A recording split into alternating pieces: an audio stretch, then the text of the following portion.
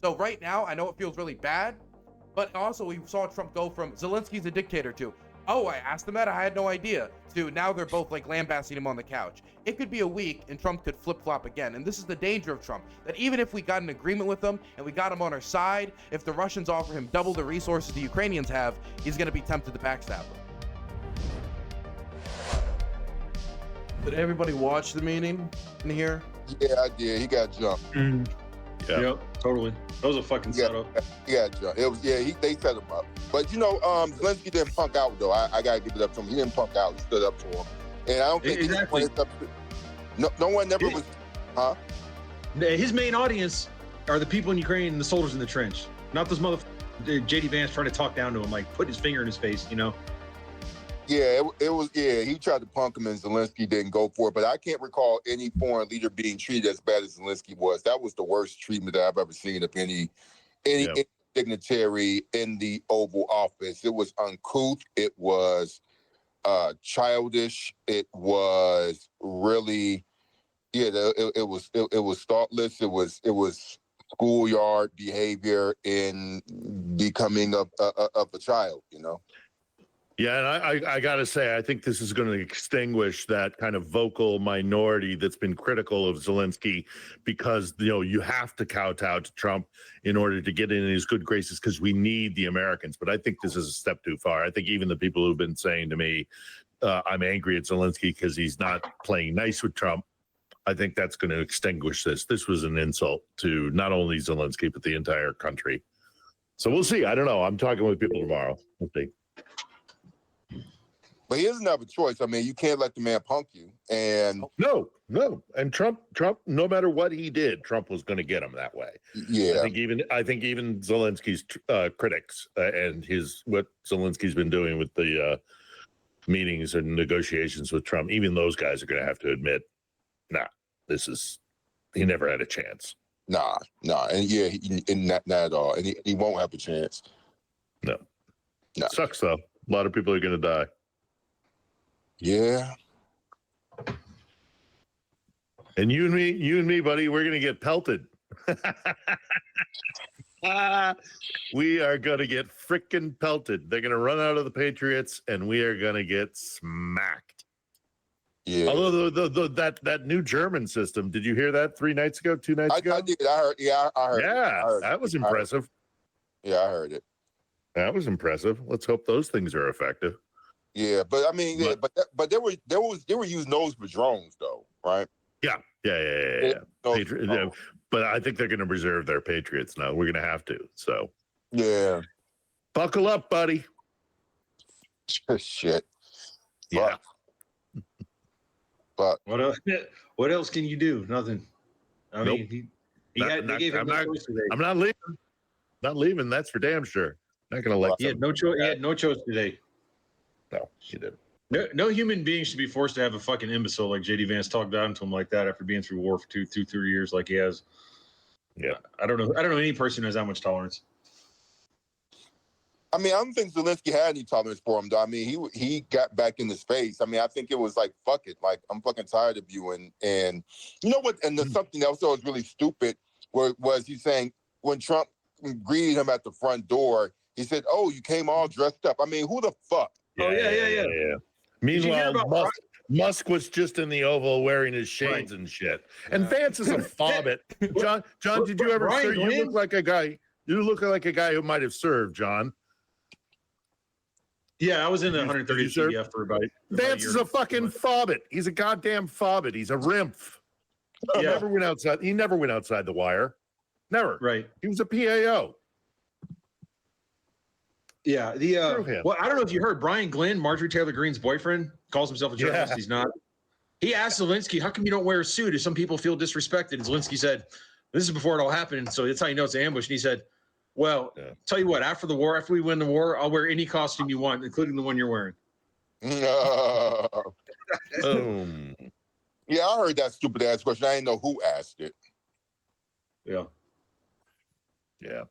Yeah, it's interesting. So, like, Vance has never been here. Vance has never been here. Trump will never come here. Biden came here. So screw both of them. So I got in any action, huh, Phil? Was that?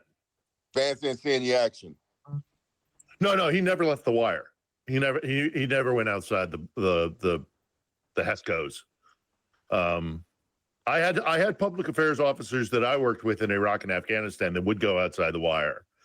But it's my understanding Vance just did a newsletter for basically Stars and Stripes. Immoral. He's never heard a shot fired in anger. He may have taken some indirect fire coming into his fob or his wherever he was, but he never went outside the wire. Okay, okay. So he hasn't even done any shit like Frontline. He ain't been to like the front lines on even like the shit that we do with borders. No, we've seen more combat than he has, Terrell. Really? Oh yeah. So that guy has he walking around with some big balls, at least purporting to have big balls for somebody else. He's what was called in the service. I don't know if they still do it, but a REMF, a rear echelon motherfucker.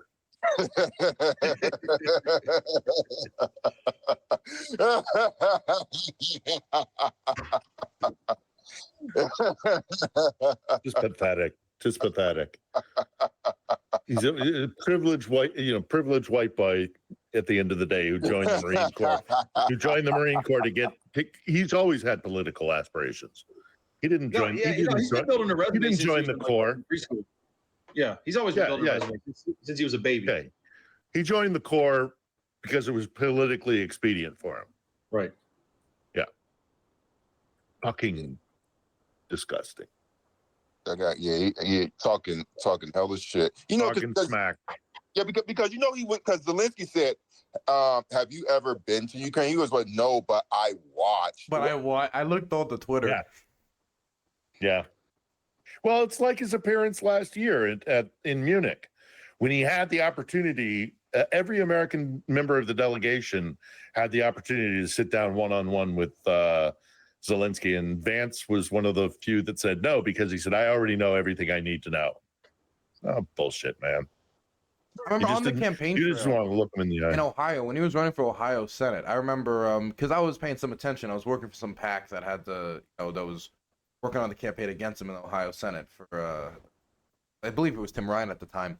Yeah, anyway, Tim Ryan. Yeah. But when he was running on that campaign trail, he was asked on the campaign trail, "What do you think about Ukraine?" And he said, "Honestly, man, I don't give a fuck about Ukraine." That was his honest response. He said, "I don't care. I don't care about that country." And then the next day, because Ohio has a somewhat significant Ukrainian population that could actually have an outcome of the election, Polish. His campaign released a statement saying, "Of course Vance cares about Ukraine. It's just his answer's been misinterpreted and misconstrued." And then immediately once the election was over, he went straight back to how he was talking about the war before. Yeah. Boy. Hey. Yeah, they jumped. Yeah. They jumped your boy. They really did. He stood his ground, but it doesn't matter. It's that the mineral deal is dead, is now DOA, and they're gonna start restricting HIMARS ATACMS and all right, so donate HIMARS to the 67th Brigade, you guys, and Project Constantine to continue to support. We're going to have another truck fundraiser very soon, so you guys can support Ukraine with NAFO or with Cars for Ukraine. And also, our panelists today are going to, at the very end before they leave, will tell you how they support Ukraine, and then you could support their initiatives as well. All right, so without further ado, we're going to be getting going with our panel here, you guys. Let me pull it up full screen. I'm also going to be recording this panel. There's our panelists here. Let me pull up on screen. All right. Let me hit the record button, turn off my chat. All right. And there we go. Can you guys hear me? Everybody hear me? Good? Mm-hmm. Yep. Okay. I have you guys muted though. Okay. There we go. All right. Perfect. So this is another panel on Ukraine. Welcome to today's panel on Russia's ongoing invasion of Ukraine. We have an incredible group of experts joining us, including military analysts, frontline journalists, and independent researchers who have dedicated their work to understanding and exposing the realities of the war. Before we dive into the discussions, let's start off with introductions. Let's start off with Operator Starsky. Why don't you tell us who you are and what you do for Ukraine? Hello, my friends. I'm Operator Starsky, also known me as Andrew. I'm running a YouTube channel dedicated to the community that supports Ukraine since the very beginning of the full-scale invasion. I was a press officer in the 4th Operative Brigade of the National Guard of Ukraine, the Hostomel Brigade, and before that I served for almost 10 years in the infantry and police special force. And basically, I'm very, very happy to be here today, despite all that fucking disgrace that we could see today in the White House. But I think we will talk about it a bit later. And indeed, we will. All right, let's go with Macer. I'm not hearing you. And also, one of your guys' audio is a little jacked, I think. I'm hearing like big feedback in audio. Asterisk, asterisk, asterisk, Trump. I'm still, Trell's muted, Macer's muted. My mic's muted. Yeah, no. It might be me. I'll see what I can stream do. open in another tab or something. No, it's gone now. It's fixed now. It's fixed That now? was me. I muted it. My bad. You're good. All right, Macer, you're still muted a little bit? No, it's still muted. Okay, he said I think he's gonna fix it. 1 second. Let's go to Dylan Burns while we're waiting for Macer to fix it. Go ahead and introduce yourself. Sure, my name's Dylan Burns. I'm a freelance war journalist, mostly focusing on Ukraine, but I talk about Myanmar and some other countries as well. Do a lot of on-the-ground war journalism. And I also stream weekly talking about geopolitics and American domestic politics, which, of course, there is plenty to talk about. Stream Monday through Dylan Burns TV. Thank you, Dylan. Can you hear my voice, by the way? We can. Excellent. Sorry, I'm very technically bad. Hi, everyone. My name's Macy Gifford. I was a international volunteer in the Ukrainian military. I served with the 131st, mostly in and around Kherson in the south, but also in a place called Liman in the Far East. Still support the guys on the ground and still raise money for them. And also utterly disgusted at what I saw today and very keen to talk about it. Philip Bittner. I'm Philip Bittner. I'm a veteran journalist, war journalist. I was deputy bureau chief for CBS News in Baghdad, bureau chief for Voice of America in Islamabad and Kandahar. In Kabul, and have been coming to Ukraine for over 25 years. Was on Maidan in 2014 and promised that when, not if, the Russians came back to regain their colony, that I would come and at least bear witness. So that's my intent. Been here since the beginning of the full scale and now run a production studio in the center of Kiev, from where we help other journalists create content. But we ourselves put out a weekly interview show Sundays at 8 p.m. Kiev time, which is 10 a.m. Pacific. We call it On the Edge, and it's on, you can catch it, as I say, every Sunday on my channel, Philip Ittner, 1L and Philip, 2 T's and Ittner. And we try to platform people who have unique voices when it comes to this conflict. And of course, most importantly, Ukrainian voices. Thank you for that, Philip. Terrell? Yeah, so happy to be on with you again, second time. And I am the host of the Black Diplomats YouTube channel podcast. That name is going to be rebranded to Worldwise with Terrell Starr. You'll see that next week. But I have been coming to Ukraine since 2008, and I live in Ukraine now. I live here at least 6 months out of the year. How I help Ukraine is I travel the United States. I speak at public institutions, namely universities, talking to people who are outside the think tank community about Ukraine and providing information to people who otherwise wouldn't be a part of the conversation. So I look at myself as, the experts talk to Washington, D.C. and the New York crowd. I talk to everybody else. And so I make Ukraine accessible to American audiences, and as well as produce weekly content from people talking about civilian life during the war. Thank you, Terrell. And John. Hi, my name is John Jackson. I was actually a trial lawyer before the war. I'm in the process of switching careers to being a pilot, but I served in the 130th as an infantry unit throughout 2023. Went back to Ukraine in 2024 in a civilian capacity to support my unit and some of the guys I still work with. I have a just starting a Substack YouTube channel in which I support Ukraine and try to speak out for Ukraine as to current political issues and affected, and also on my Twitter as well. You'll see me posting lots of videos about what's going on in this crazy world and this crazy president we have. So I'm sure we'll get into that. Thanks for having me on. Of course, John. And again, this is going to be more of a structured panel. I'm going to be asking tailored questions. I do have some questions I'll ask all of you, but like this first one we're going to go into, and I want a response from all of you. Please try not to talk over each other. Just wait for the other person to finish and then respond, and I'll allow that too, back and forth without me asking questions, of course. So today, of course, with the news, with the Oval Office meeting, today President Zelensky and President Trump had a heated exchange over Ukraine's war efforts, with Trump accusing Zelensky of gambling with World War II. The meeting was supposed to focus on Ukraine's mineral deal, but ended abruptly with a press conference, or without one, rather, sorry, without one. What does this moment tell us about the state of U.S. support for Ukraine moving forward? Let's start with Operator Starsky. So first of all, bro, to me, it looked like a staged event, literally, because at first I could not connect dots really, speaking of all the events that took place earlier with Russians saying absolutely controversial things, with American side also saying absolutely controversial things, and there was no common, no common position, no common point, no mutual point for Russians and United States and Ukraine. And now I can see clearly that in my personal opinion, that it was literally a staged attack on Zelensky in the White House. And I believe that soon we may probably see the meeting with Trump and Putin, probably sanctions lifted before summer or things like that. Not 100% sure, but this is something that we can anticipate, again, in my personal opinion.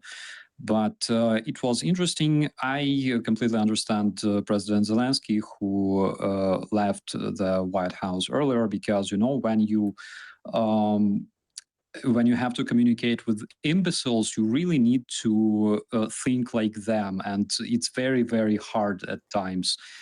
So I completely understand his position, why he had to leave.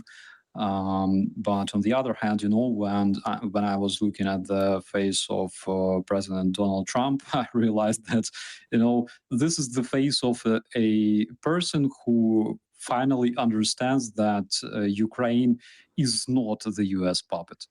So after this meeting, I was left with controversial feelings, but at the same time, again, we anticipated that they are absolutely uneducated individuals there in the White House, who absolutely have no idea what happens in Ukraine. They support the Russian position. J.D. Vance clearly stated that even though he was never in Ukraine, he never traveled to Ukraine, but he saw stories, he saw videos, and apparently his sofa is the best observation point from where he can literally see what happens in Ukraine very, very clearly, without even coming here and without even sending some kind of representatives. Keith Kellogg, I don't want to mention this person at all. So all this, in my personal opinion, was literally a staged event, staged attack on President Zelensky. The agreement, of course, was not signed. It was canceled. So we will see. Thank you for your response, Starsky. Let's go with Terrell. Yeah, so I definitely agree with Rick's sentiments, but here's the most critical thing. I spend a lot of time talking to U.S. audiences about Ukraine, and this time more than ever is really critical for Americans to understand why U.S. dollars are going to support Ukraine. It's very critical that Americans outside of the beltway of Washington, D.C. and the think tank community understand what it means for American security interests to support Ukraine. And some of the biggest advocates are in the opposition party, i.e. you have the Representative Jasmine Crockett's of the world who are doing that work that Donald Trump and J.D. Vance ought to be doing, but they aren't doing. And so I think that even though Zelensky very valiantly stood up for Ukraine, I think that his people should be proud of him. It's actually very damaging because what Trump did was say, what he basically played for his audience, you know, I'm going to stand up to these people who are stealing from us, right? And so the way that J.D. Vance in particular, the way that he has been talking about Ukrainians has been pretty xenophobic, to be quite frank with you. It's very xenophobic. Right. And the ways that Trump and Vance speak about immigrants, for example, the only thing that's missing with the Ukrainians is the racism, right? But all of the ways that he others Ukraine, he's used his language towards everyone else. And so at least when you had a Biden administration, you had somebody who morally stood in the right path for Ukraine. But what we're going to be dealing with now in these 4 years is an information gap from the most powerful place in the world, which is the White House. And I think that Zelensky, who was a masterful orator and a masterful communicator, he's going to have to do a double job of that and pointing towards Europe and figuring out ways to communicate with the American public, because the White House is no longer going to be doing that work for him. And I do think the White House could have done a better job on this as well, much better job. And I've said this when I was at their security, when I was invited to speak and provide my own assessments of what's been going on here. But yeah, Zelensky has an even bigger job on his hands as far as being a communicator, because he's not going to get it from the most powerful place in the world. But I think he's up to the task, albeit it'll be, you know, a David and Goliath type of challenge. Thank you for your response there, Terrell. Let's go, Macer. Better get my microphone. I don't know what's going on. My camera wasn't working. I don't know whether it was a setup. I don't know whether it was just Vance being bringing some lack of class and utter ignorance into the center of American democracy and disgracing his office in the process. But I just think it was just an act of profound ignorance. And just as Zelensky said recently, both of them exist in a disinformation bubble. They have promised or overpromised the American people that, firstly, this war would never have happened had Trump been the president of the United States, but also that a deal will be done quickly and everything else. And it's quite clear that Donald Trump is starting to realize how difficult this peace process is. He's getting a lot of flack from his allies. He had Starmer in just yesterday. And I think he's starting to realize that he's overpromising and going to underdeliver. He needs to blame somebody. So just to inform that sort of idea that this might have been a setup, is the idea that they want to blame Zelensky. They want him to be seen as the guy who is jeopardizing the deal that Donald Trump thinks is so close to his fingertips. And I just think that in doing so, they've actually, as I said, disgraced their office. And maybe, hopefully, it will wake the American public up a little bit. If you vote for a hillbilly, you'll get a hillbilly. If you vote for a sexual deviant who's not that good a business person, he's been bankrupt so many times, and it's very easy to make a fortune when your dad gives you $1 billion. It's just outrageous that they were elected in the first place. But hopefully, people will start to wake up, and also us in Europe too, that we actually also inoculate ourselves against this American Trumpism, this new world order that they're trying to put together, and actually start investing in our military. That's shame on us, don't get me wrong. But there's so much I want to say about this, but I think I'll let someone else take over. And you'll have more opportunity to say more. Philip? Well, I'm struck by when I saw it, and I've been thinking about this in the run-up to this meeting in the Oval and Zelensky's trip to D.C. I've had a bad feeling in the pit of my stomach about it. But what strikes me is that there might be a backlash. It might be counterproductive for Trump and ultimately Putin as well, because this is the exact wrong way to approach the president of Ukraine. If he knew anything about Ukraine at all, or JD Vance, this was, and maybe it was purposeful to be counterproductive. Maybe they purposefully scuttled it. But I think those of you who are art lovers may know the famous painting by Ilya Repin, the Zaporozhian Cossacks' response to the Sultan, in which they basically, when you try to pressure a Ukrainian into surrendering, you basically get in response a torrent of abuse.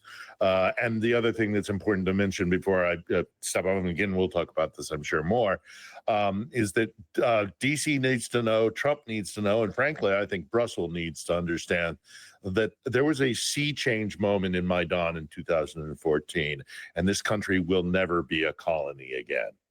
That mindset is gone. They will never replace Moscow with DC. So they will not be dictated to. This is no longer a colony of some other greater power. And today's events in the Oval just showed that they have no idea who they're dealing with when it comes to the people of Ukraine and their president. Thank you, Phil. John? Yeah, I would like to first echo what Phil. I agree with what everyone said so far, but with what Philip said is very important. Ukraine is a 1,600-year-old proud nation of warriors, of artists, of musicians, of compassionate and beautiful people. And they're not going to be turned into the Belgian Congo. They're not going to be colonized. They're not going to be treated like the French treated Haiti. That's not going to happen. And you're certainly not going to go in there and, like J.D. Vance tried to today, and humiliate President Zelensky. I first wanted to just say that what happened today is disgusting. It was a disgrace to everything that we're supposed to stand for as a country. We're the first nation founded upon an ideal, or on an idea. And we lost that today, if we haven't lost it already. And, Zelensky, first of all, did nothing wrong. I believe that was an ambush. I mean, it's unprecedented to have a vice president sitting on the couch, putting his finger, a man who's never been to Ukraine, putting his finger in President Zelensky's face. President Zelensky, who's seen dead children, who's seen Bucha, who's seen Mariupol, who's seen Izium, and who has seen the little chairs they have for little toddlers and when they have to go into subways in Kyiv from a missile attack. What he's been through, no human being on what he's been through could tolerate being talked to like that and being treated like that. And it's just felt to me like a setup. And he didn't do anything wrong. He tried to be placating, he tried to be nice, but he also has to stand his ground. I mean, the most important thing for me, as I understand, I'm not Ukrainian in my limited time there, year and a half or so, it's pretty quick. You can pretty quickly understand that the morale of the people and the morale of the soldiers is critically important. And I don't think Zelensky had to stick up for the Ukrainian people, for the soldiers, and not let JD Vance put his finger in his face and tell him that he doesn't have enough soldiers. And let Trump tell him about his military when neither of them have ever been there, and neither of them have ever been under the fire of combat and understand what's going on. And he had to stick up for his people, man. Like, what else was he supposed to do? I think it would have been very damaging for the morale of the people and the soldiers if he had just sat there and just took that abuse from them and that humiliation. And another thing, Brian Glenn, Marjorie Taylor Greene's boyfriend, asked him this ridiculous question to start. And he said, and that's how in other words, he knows the setup. He said, the first question the journalist asked was, why aren't you wearing a suit? When Elon Musk is in there with his little kid putting boogers on the desk with no suit on all the time, So no place to do it. As an American, I'm responsible for my country, even though I didn't vote for Donald Trump, and it's our obligation to fix it. So, yeah, that's what I got to say. Thank you, John. Dylan? Can I also just, one second, let me turn up the volume on my mic. I think my mic's having problems. What sounds better here? Oh, you're good. You're loud and clear for us. Loud and clear? Okay, I'll just talk loudly and hope my chat hears me. So, The first thing I wanted to say is about that not wearing suit thing. Zelensky's answered this question time and time and time again. He's wearing this outfit in order to remind people that he's leading the country at war, right? Because it's not the same it was in 2011 as it is in Ukraine now. The same roles as the leader isn't the same. So he's going to wear a different outfit, try to show that his country's at war symbolically. He's answered this question a million times. The only reason someone would ask him that question is to start shit. The only reason. There's not like a journalistic integrity reason. I mean, like if I was to go to Donald Trump and say, were you a businessman? I'm not asking that question because I need to know that. Everyone knows that. You can go just at, there's a million different times Zelensky's answered that question. So that leads me to believe that these questions, definitely considering who it's coming from, Marjorie Taylor Greene's boyfriend, the same woman who said that the Ukrainians are harvesting the organs of babies and then selling them in order to make money to keep the war going. This is the type of stuff that's getting pumped up from that family. That's the first person asking Zelensky a question when he's having a meeting with the president of the United States. Okay, so I was never very hopeful about Trump, particularly being an ally of Ukraine. This is somebody who has no ideological dedication to concepts of liberal democracy, somebody who called for the suspension of the U.S. Constitution once he lost an election. This is somebody who has not shown any respect for the checks and balances or to the courts or to these institutions. And when these institutions check him, he tries to barrel over them. And so I don't think he cares about, say, Ukraine's democratization or Ukraine civil society, or Ukraine be able to have elections, or Ukraine being Ukraine. I mean, I remember Trump saying a month ago, maybe Ukraine will be Ukraine, maybe Ukraine will be Russia. I don't know. We'll have to see how it plays out in order to scare the Ukrainians to thinking, look, if you don't work with us, then there won't be any Ukraine left. So this isn't somebody with Aryan dedication, with no democratic dedication. So the only way you were ever going to work with Trump is by making a deal with him where you offered him enough that could benefit himself, some quid pro quo. That's why the only reason I think Trump was ever somewhat positive towards Zelensky, because he kept his mouth shut when he was getting strong-armed during Trump's first term for the weapons. But at the end of the day, if he goes to Washington, D.C., and they start lying about the war right in front of him, and it's the president and the vice president basically going back and forth, taking turns slapping Ukraine in the face, telling them, that they support, they need this, you're going to be following the rules by XYZ way, we're not going to include you in the negotiations. I don't know what response anyone could have expected. I really don't know what response could have given than bloodying their nose when they lie about the war. How could he have gone back to his own people and said, yes, they lied about the guys who were dying on the front line. Yes, they lied about the casualty numbers. Yes, they lied about the aid numbers. Yes, they said this. Yes, they said that. And I just sat there and said nothing, kept my mouth shut, and let him spill narratives out to the public that are completely not true. If he was to do that, he would be showing himself to be weak, and I think they would smell blood in the water. And I think that Malcolm Turnbull's strategy of, bloodying Putin's nose, standing up to him, making clear what you're bloodying Putin's nose, bloodying Trump's nose, Freudian slip, making sure that he understands where your interests lie. That's the only way he's going to ever respect your interests, is if you straight up say, this is what I care about. I will fight tooth and nail for it. There's nothing you can push me off of it. That's how the Mexicans were able to get a victory early on in this administration. That's how the Canadians were able to avoid tariffs. And that's how Zelensky was able to avoid the $500 billion strong arming that Donald Trump was trying to do earlier on. So right now, I know it feels really bad, but also we saw Trump go from Zelensky's a dictator to, oh, I asked him that, I had no idea, to now they're both like lambasting him on the couch. It could be a week and Trump could flip-flop again. And this is the danger of Trump, that even if we got an agreement with him and we got him on our side, if the Russians offer him double the resources the Ukrainians have, he's going to be tempted to backstab them. Very good points. Oh, go ahead, Philip. Yeah, Andrew, if I can just follow up on what Dylan just said there, because it's an important point worth making, is the fact that this is an existential fight for Ukraine and for Ukrainians. They're not going to stop fighting, even if they, because of withdrawal of U.S. support, all that's going to mean is more Ukrainians are going to die, and I take no pleasure in saying that. The reason why I think it's worth noting is because are we now, as Americans, going to sit and watch as the casualty numbers increase, as more territory potentially will be taken because of the lack of support and ammo and arms?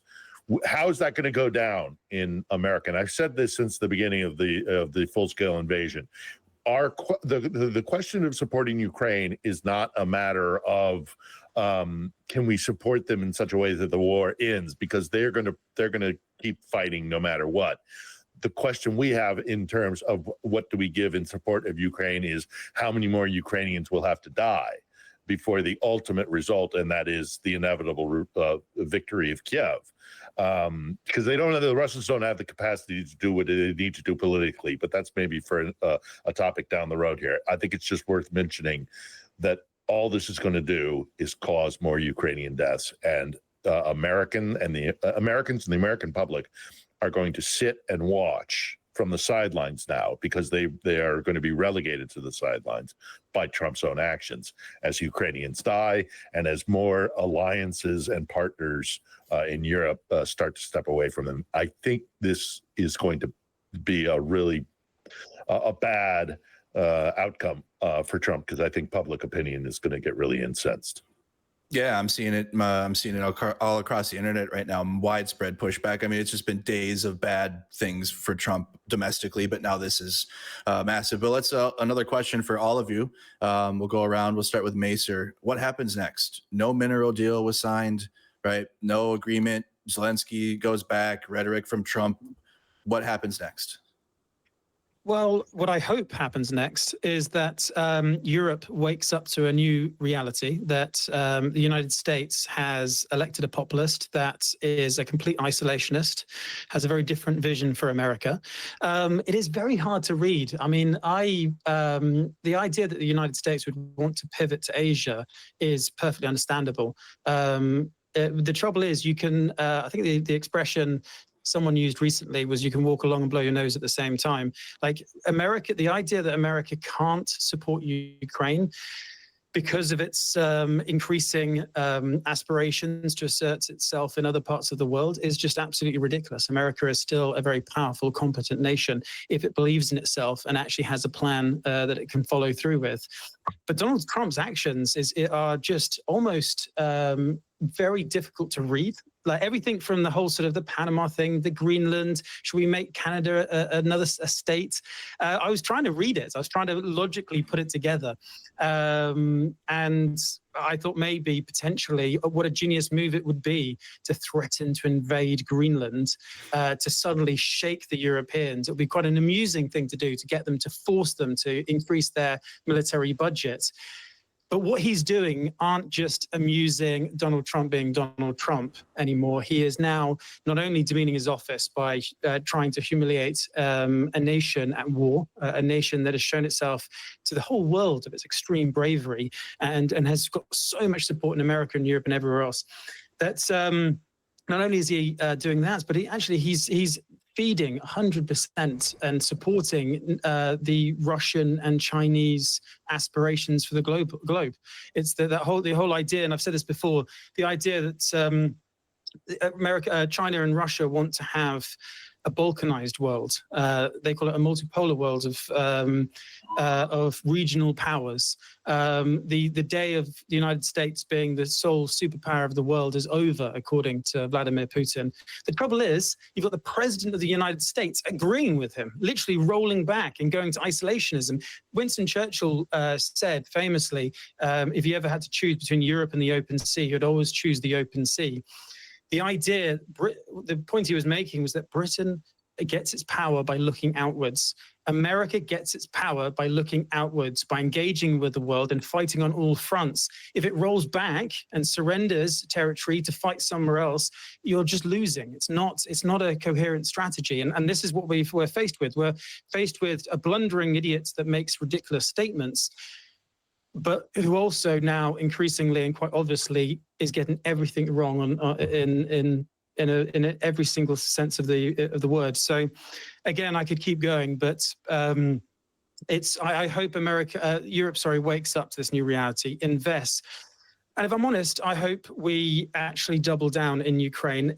I think what could happen actually is technically it depends on if Europe has balls, and hopefully they do. that this brings us actually closer to war, not further away. Because what I would like to see, my instinct, is that Europe, Britain, etc., doubles down in Ukraine and actually starts confronting Russia. Every time they escalate, we should escalate as well. We've got nuclear weapons as well. And I don't want to sound too bombastic. I don't want to sound unreasonable. But at the same time, we can't live in a world where Russia feels like it can invade a sovereign country, take huge parts of it, and the superpower of the world, the country we've always looked to as a source of inspiration, of culture, and of leadership on the world stage, is now surrendering that leadership, and Russia is benefiting from this invasion. With China threatening Taiwan, with Iran threatening the region in the Middle East, we are at a very dangerous crossroads. There are other things as well, including the effects of climate change, increasing poverty around the world, the effects of technology, AI, etc. All these things will play a huge part in our future. And the idea that Donald Trump and the United States is not taking a leadership role right now is just absolutely ridiculous, and it infuriates me. But there we go. Thank you so much for your detailed response, Macer. Starsky, what happens next? Yeah, I completely agree with Macer. What happens next? Let's see what is happening now. And now we can see that Trump is absolutely successfully sowing discord between the NATO allies, and he's sowing discord, trying to disrupt the unity in the Western world, and we will only see more of that in the future. Again, European nations slowly start to understand that this man will not help them if something happens. He will not help them defend against Russia, because generally speaking, Trump never considered Russians a threat, invaders, for different reasons, right? I have never heard, again, everything is based on the narratives. I have never heard him like speaking the facts about Russia, speaking the facts about Russian aggression, again, about their atrocities. He only learned last week that there are actually 20,000 Ukrainian children that were kidnapped and deported by Russians to the territory of Russia. He never heard that. He is, and let's be honest here, he is an enemy of the West. At this very point, he is the enemy of the collective West. Let's call him for what he is.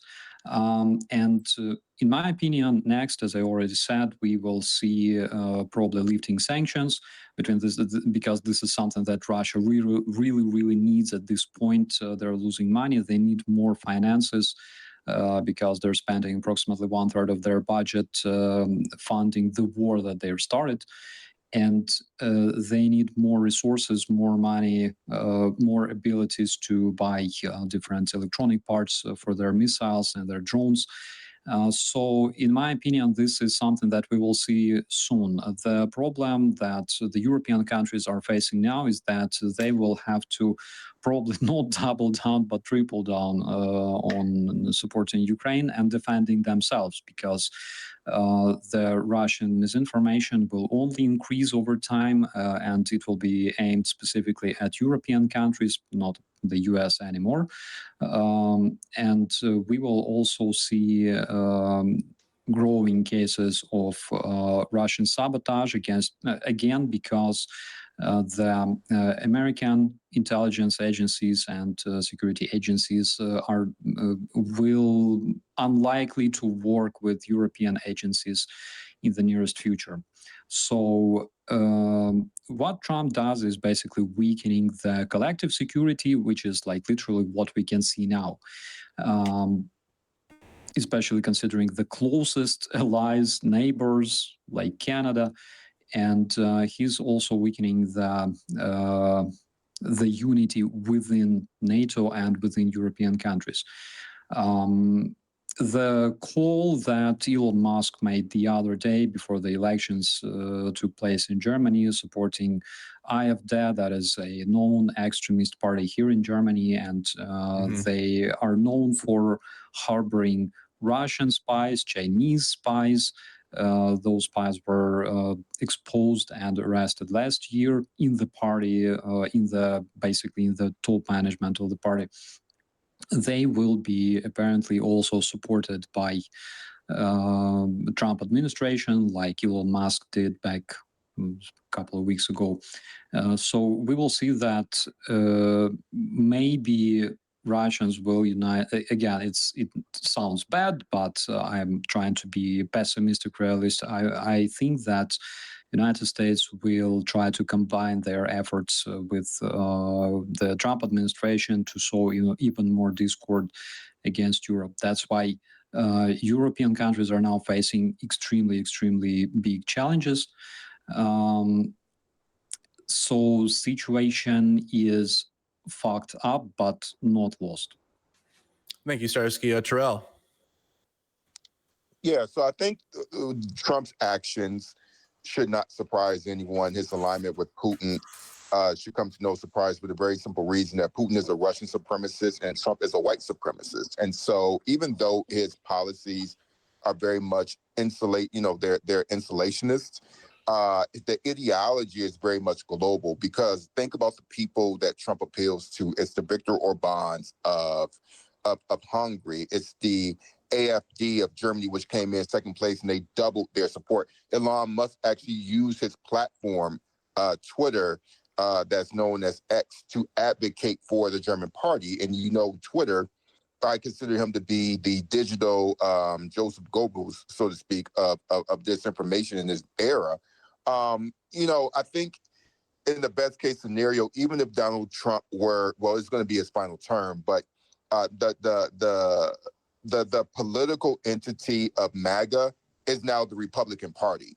And so that is not going to change when Trump leaves office, because he is already training J.D. Vance in to take over his spot, which is the reason why he is in a vice presidential role.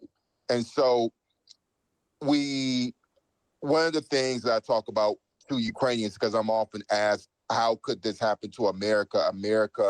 America's democratic institutions seem to be so vulnerable. The reality is that they were always vulnerable. And the main reason is that the way that mainstream American political science, the pedagogy of our American institutions have always taught fascism as America through World War II defeated fascism. In reality, my family comes from the South to tell you that their Jim Crow existence was very much fascism, and that really, you talk about the liberal democracy, that really didn't happen in America until 1968 with the passage of the Voting Rights Act, the passage of Fair Housing Act, etc. And so, we look to countries like Ukraine, countries that were formerly colonized by Russia after 1991 getting their independence, that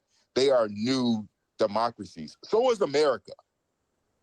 So all these things that are happening shouldn't come as no surprise. And one important distinction that I always make, but I don't think people really appreciate it, is that the type of xenophobic treatment that Ukraine is receiving from this far-right leader is a different version of the racism that's directed towards Black people, towards Mexicans, towards Haitians, eating the dogs and cats. The Ukrainians are just getting a different version of it. So in reality, all of us are trying to figure this democracy out, and much of it has to do with America fighting its own internalized fascism in itself. And so what I hope this experience is doing for Ukrainians and Eastern Europeans in particular is that this democracy is very fragile, and that what is happening in Germany is obviously happening in the United States, but it can happen again, because this whole thing is very fragile. We have three branches of government: the executive, the judiciary, and the legislative. MAGA controls executive, they control one half of the legislative, and the only thing that's really holding us together is the judicial. Haidu So has donated this is a very $10. tender, I can't believe vulnerable Zelensky state offered Trump boosted of spell. of That affairs dork that deserves we are 12 in rounds right with his now. dick, But the not his reality mouth. is that it's always been that way. And if there's anything to come out of this, I think that if we're thinking about how we could be proactive, and that's what I want to care about when I'll close out with that, is if we really want to be proactive, we really need to start investing in each other's fights and struggles. I think Ukrainians need to be more mindful of what it means to support other oppressed peoples, what it means like to be in community with them, because we're all fighting the same supremacist beast. Because while we are kind of isolationists and fighting our own battles, Trump, Orban, all the far-right leaders are fighting a war, and that war is against all of us of goodwill. And I think that we need to come together and figure out how our battles can culminate into the greater war that's being waged against us. Thank you so much for the insight there, Terrell. Let's go with John. What happens next? Yeah, and I'll try to. I mean, these are all great comments, especially Terrell's about how the far right worldwide are joining together. Yeah, he nailed it. Yep. JD Vance's statement in Munich recently, where you have the largest land war in Europe, and he says the greatest threat is actually, how they regulate social media in Germany. I mean, give me a break. It was crazy and insulting. But so I'm going to try to speak on something a little bit different. I mean, when you look at, I think it's all related. If you look at how USAID was dismantled and America's soft power and its use of good around the world to try to not only get better outcomes, for us at home, but also to try to show American leadership around the world. I mean, that's a metaphor for what's happening. We have our own problems at home. You have Russ Vought and the Office of Management and Budget. You have this Project 2025 plan to essentially dismantle the way that our democracy works and to take money that's actually been allocated by Congress, who controls the power of the purse, and let the president impound that and try and control it and get an argument in a case before the Supreme Court that will make the executive branch have power that was never contemplated by the founders of this country. And that is reflecting worldwide, and we're receding from that. I mean, I think the only way to look at it is the way that, the MERS, who's just elected in Germany, has referred to it. America is the adversary, pure and simple. And right now, what they did to Zelensky and the way they set him up and ambushed him today, and it was an absolute setup. It was the most disgraceful thing, but beyond the emotion of it and how bad it was from our character and our history and what we're supposed to be and the rules-based order we fought for in Normandy and Bastogne in Iwo Jima is what it reflects for the future, and that Europe is on its own. But Europe should embrace that, okay? When you look at the gross domestic product, if you add up the EU, Japan, South Korea, these are the countries that are going to have to lead. And they're also the parts of the world that can no longer rely upon the United States. And that's the main thing, two things I want to say: nuclear proliferation, and also what it means for not trusting the United States and relying upon yourself. This today, if it hadn't already happened, was the absolute death of the Nuclear Non-Proliferation Treaty. You cannot rely upon the United States. The Budapest Memorandum, it gets forgotten in everything. Trump thinks we owe, Ukraine should pay the money that was paid to Ukraine in the aid and the old equipment in this war, which is about $60-something billion. Well, first of all, that was a grant. It was not a loan, number one. Number two, that money was owed to Ukraine under security guarantees signed in 1994 when they gave up the third largest nuclear arsenal. And that is so forgotten. And Zelensky was talking about that before this thing blew up, because Trump and Vance didn't want to hear those relevant facts, those controlling facts. And if Ukraine put its neck on the line, its future on the line, and there's a great video of Bill Clinton, I'm going to have that pinned in my on my Twitter feed, where he expresses the guilt of getting the Ukrainians to give up their nuclear weapons. And they said, can we rely upon you? Can we trust you? If we give these up and you don't help us protect ourselves, you don't give us weapons, they're going to invade again. They've been doing it for centuries.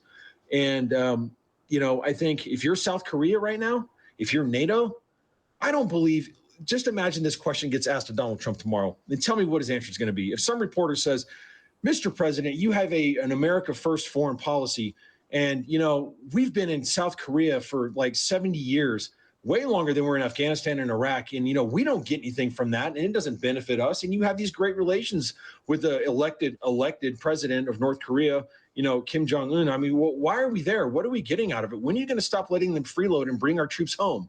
Can you imagine that question being asked? And he's not going to be able to help himself because it pulls all his triggers, right? Mm-hmm. And South Korea, you're on your own, except with respect to the United States, you're on your own. But you've got friends in Ukraine, you've got friends in Europe.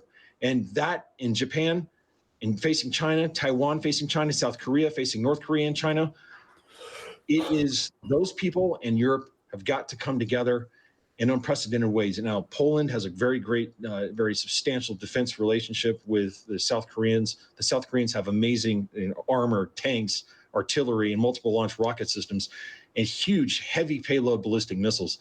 I mean, you get the economic power and the industrial might of like Samsung and Hyundai, and which build everything from huge ships to tanks and everything else.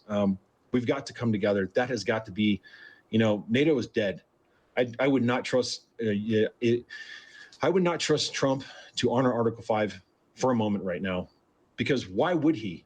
Paper agreements mean nothing. And that's been proven by their actions. And so I think that's something to look forward to. I mean, now, as far as like what will happen with U.S.-Ukraine relations, Trump issued a statement afterwards saying, Zelensky can come back when he's ready for peace. So that left that little door open. I don't know what that means. Okay. And we'll just have to see, but defense industrial base in Ukraine's been building up.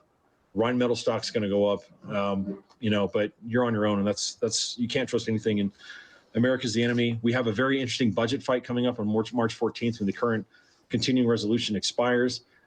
In December, when the last time they passed one of those, 30 Republicans voted against it, and they just barely passed a budget that cut $800 billion. And now this is just a budget outline, what was passed like 2 days ago in the House. Okay, so it's just a framework. It doesn't set. That's not the real fight. It's like an agreement to negotiate whatever on the budget. But they're going to have to find $800 billion to cut from Medicare and Medicaid. And they've got all these things they're trying to do to fund tax cuts for people making over $400,000 a year. And if the Democrats please hold together, do not cross the aisle. This is the last time we're going to have this leverage. Make them govern, because they will not be able to. And if there's a shutdown, hey, at least it's going to stop Elon Musk from being able to destroy the government as fast as he is, because that's what he's doing right now. It's so bad in this country. I think a shutdown is actually a protective mechanism, almost like a patient going into a coma when he has a brain injury. We may need that. So that's what I'm looking forward to internationally and domestically. Thank you, John. Before we get to Phil and Dylan on their take, I want to make sure we give a moment for Terrell. He has to bounce out really quick. So final thoughts, Terrell, and how everybody can subscribe to and follow you. Absolutely. Hey, thank you all so very much. I appreciate having an opportunity to talk about the country that we all love. So if any of you all want to continue to follow me, I'm on social media, or particularly Instagram, Twitter, and Blue Sky. You can follow me on my name, Terrell J. Star. I'm rebranding all of my social media platforms under Worldwide, and you'll see that branding next week under my social media platform. So it's basically, you just follow me there. My final thoughts are, I believe that we all need to come together proactively and help communicate to our fellow Americans the importance of Ukraine. I mean, I heard the Budapest memorandum. Every day I spend time with people explaining what this means. And also, there is something about teaching Americans about what it means to be global citizens. And so many of us, when we have these conversations, we obviously on this stream understand the role of America in the world, but too many of our fellow U.S. citizens don't understand what it means for the fact that we have the most powerful military in human history, and what are our responsibilities and being proactive to ensure that safety that our military provides is maintained, and also the diplomacy aspect of it. And you certainly don't get that by watching Trump's very childish and boorish behavior. And so I think I would encourage all of us to kind of really think about, how are we getting in further touch with our fellow American citizens and teaching them the importance of Ukraine, because this fascist and cheap in the White House certainly is not. Thank you all so very much. And my man, Andrew, I got your mic from the first time. It's right here at my desk. When you come to Ukraine in May, I will be here. I will give it to you, my man. Thank you so much, Terrell. Thank you so much for your time. Thank you for giving your expertise to the panel, and I can't wait to talk again. Same again. All right. Peace. All right. Starsky, do you have a moment of time for another question after this, or do you have to sign out now? Yeah, sure. I have several minutes. And okay. Then so let's get Phil and Dylan, and then I'll start the second round of questions, and I'll start with you, Starsky, and then we'll sign you out after that. All right. So what happens next? Let's go Phil and then Dylan. Sure, and I'll be relatively quick. First and foremost, I think not just today's events, but everything that's been leading up to it since Trump returned to the presidency. The mask is off. I don't think anybody can deny that the president of the United States is compromised by the Kremlin. Whether it's, I don't know to what degree, but the sheer fact of today's events, the vote in the UN refusing to support that resolution condemning Russia as the aggressor, the fact that he's been saying attacking President Zelensky and basically parroting Kremlin talking points, even if he didn't mean it, even if it was some sort of negotiation ploy, it doesn't matter. The president of the United States sitting in the Oval Office supporting the dictator Putin is enough for me, and I think many Americans, to recognize that something's wrong here. And we basically have a president who is more aligned with Putin than our liberal democracy Western allies. I think that's problematic, and I think there's increasingly going to be people who recognize that there is something going on here that's not right. As far as the immediate ramification of this, of course, America might start to completely withdraw its support. For us, what that means is on the front lines, they won't be getting long-range artillery, ATACMS, or HIMARS. They won't have the ability to fire with them because there won't be coordination with American like GPS systems, satellite imagery. That's going to be problematic for the front line. But here off the front line, where we have had good air defense, we're going to start to see more casualties, sadly, in places like Kiev, or even out west in Lviv or Lutsk or Ivano-Frankivsk, because we won't have quite the air defense that we have. I think they will increase in their capacity, but it's not going to happen immediately. And further to that point, I think that the very real possibility that Musk shuts off Starlink, which is so important for, say, drone warfare, that's a very real possibility coming down the pipeline. Although the Ukrainians have already said that they have been setting up alternatives, but in the immediate clicking off of Starlink, there's going to be some problems. They might lose some more territory, and again, air defense. We're gonna feel it here in Kiev. Ultimately, however, when you're looking longer term, the Russians don't have the capacity to do what they need to do. The Russians' true objective here, it's all about their projected their sense of self as empire. They cannot restore their empire here because they will not be able to take Kiev. They will not be able to change the government here. And secondarily, and equally as important for them projecting their imperial power, they do not have dominion over the Black Sea. So again, bigger picture, they can't do what they need to do. And ultimately, Putin could be in real serious trouble because he has damaged so much of the legacy of all of Russian history, whether it's Peter or Catherine, taking the North Shore of the Black Sea, or, take your pick. There's so many things that he has betrayed. He's on a tenuous point. And if Trump throws him a lifeline by lifting sanctions, it'll only increase what I originally said to answer this question, and that is Americans are going to start to wake up more and more to the fact that Trump is aligned with Putin, and I don't think they're going to like that. And a final point, just to second what Mercer was saying there, I think Europe is going to find a backbone. I think they are going to step up. The problem is they need to find a way, and quick, to speak as a unified voice, and they need to get their industry spending, their military spending up real quick. We got about a year, I think, where of defenses that Ukraine can put in the field against Russia. But unless the Europeans get moving real quick with decisive action, we're going to have a lot more problems. Ultimately, though, I still believe in Ukrainian victory. Thank you, Phil. Dylan? Okay, I'm sorry, Starsky. I hope I don't take too long. I know you're waiting. So first off, I just want to say Trump's not negotiating on the Ukraine side. Negotiating on his own side, you might be able to, if you're very nice to him and generous, you might be able to say he's negotiating on the country's side by trying to get like resources out of Ukraine, trying to get like investment deals with Russia. But the way that Biden approached, and I was not a huge fan of Biden's approach to the war in Ukraine, but the way he approached it when it came to negotiating was when we have negotiations, we'll back up Ukraine at the negotiating table, we'll add to their leverage, we'll add to their power, which will then allow them to have a stronger negotiating position.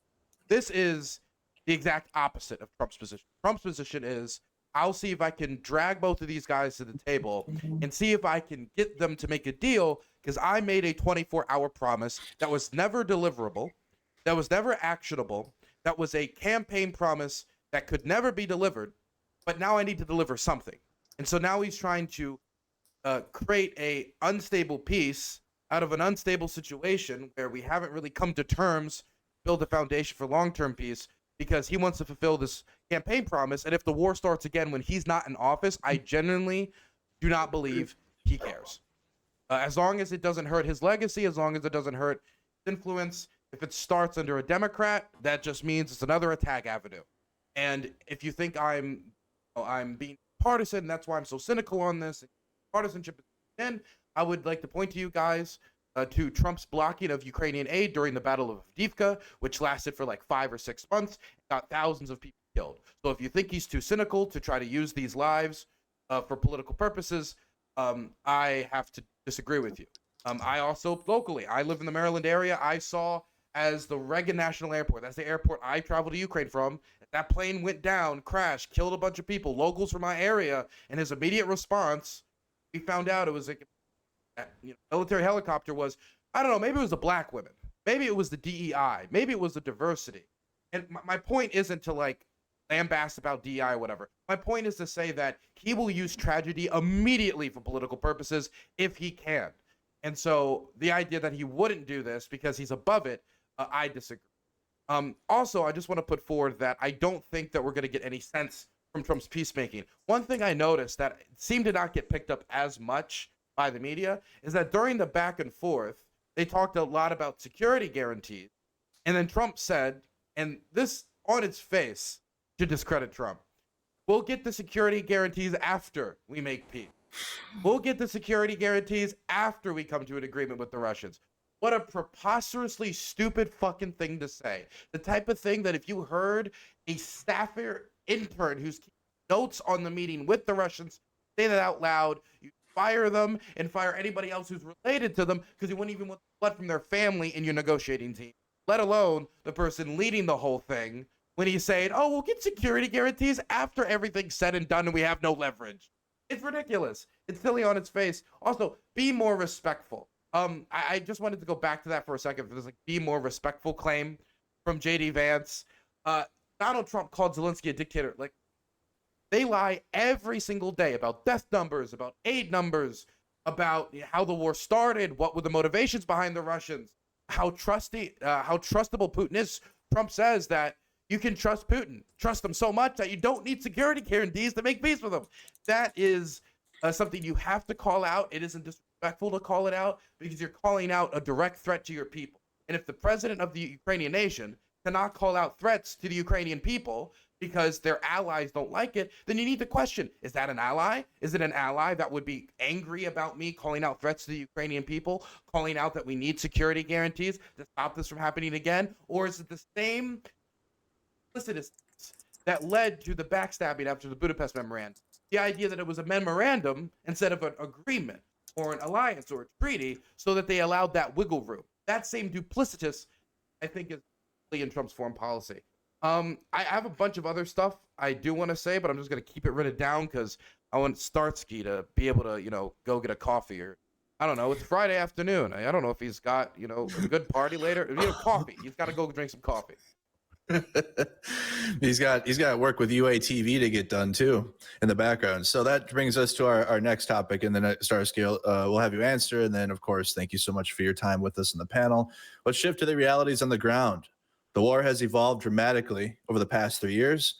Operator Starsky, you started as an infantry NCO before becoming a press officer. How has your experience on the front lines shaped the way you report on the war and communicate with both Ukrainian and international audiences? Brought shape dramatically because when I became a volunteer, first in the Police Special Force Battalion in 2015, and later in the National Guard as an infantry, the experience was completely different. Before that, I worked in the communications, and my whole life was related to writing press announcements, press releases, doing all kinds of press events, and working with the media and yada yada. I was, of course, terrified to go to war as a human being, but at the same time, I was secretly happy that I don't have to deal with all that media-related crap anymore. But then 2018, when I became a press officer, it changed a bit.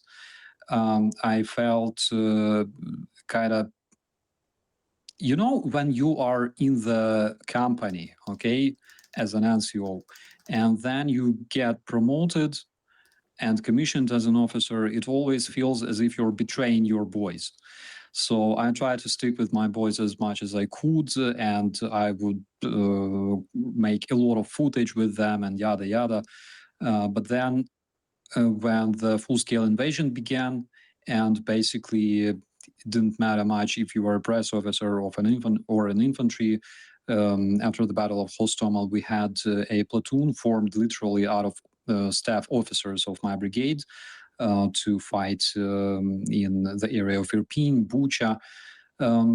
So it didn't matter much, but that was again a shift because I started communicating with the international community. And I can tell you this, even despite the fact that it was an absolutely atrocious period of our time, atrocious war that came to Ukraine. Not Ukraine came to Russia, but the war came from Russia to Ukraine, which is something that Trump will never admit.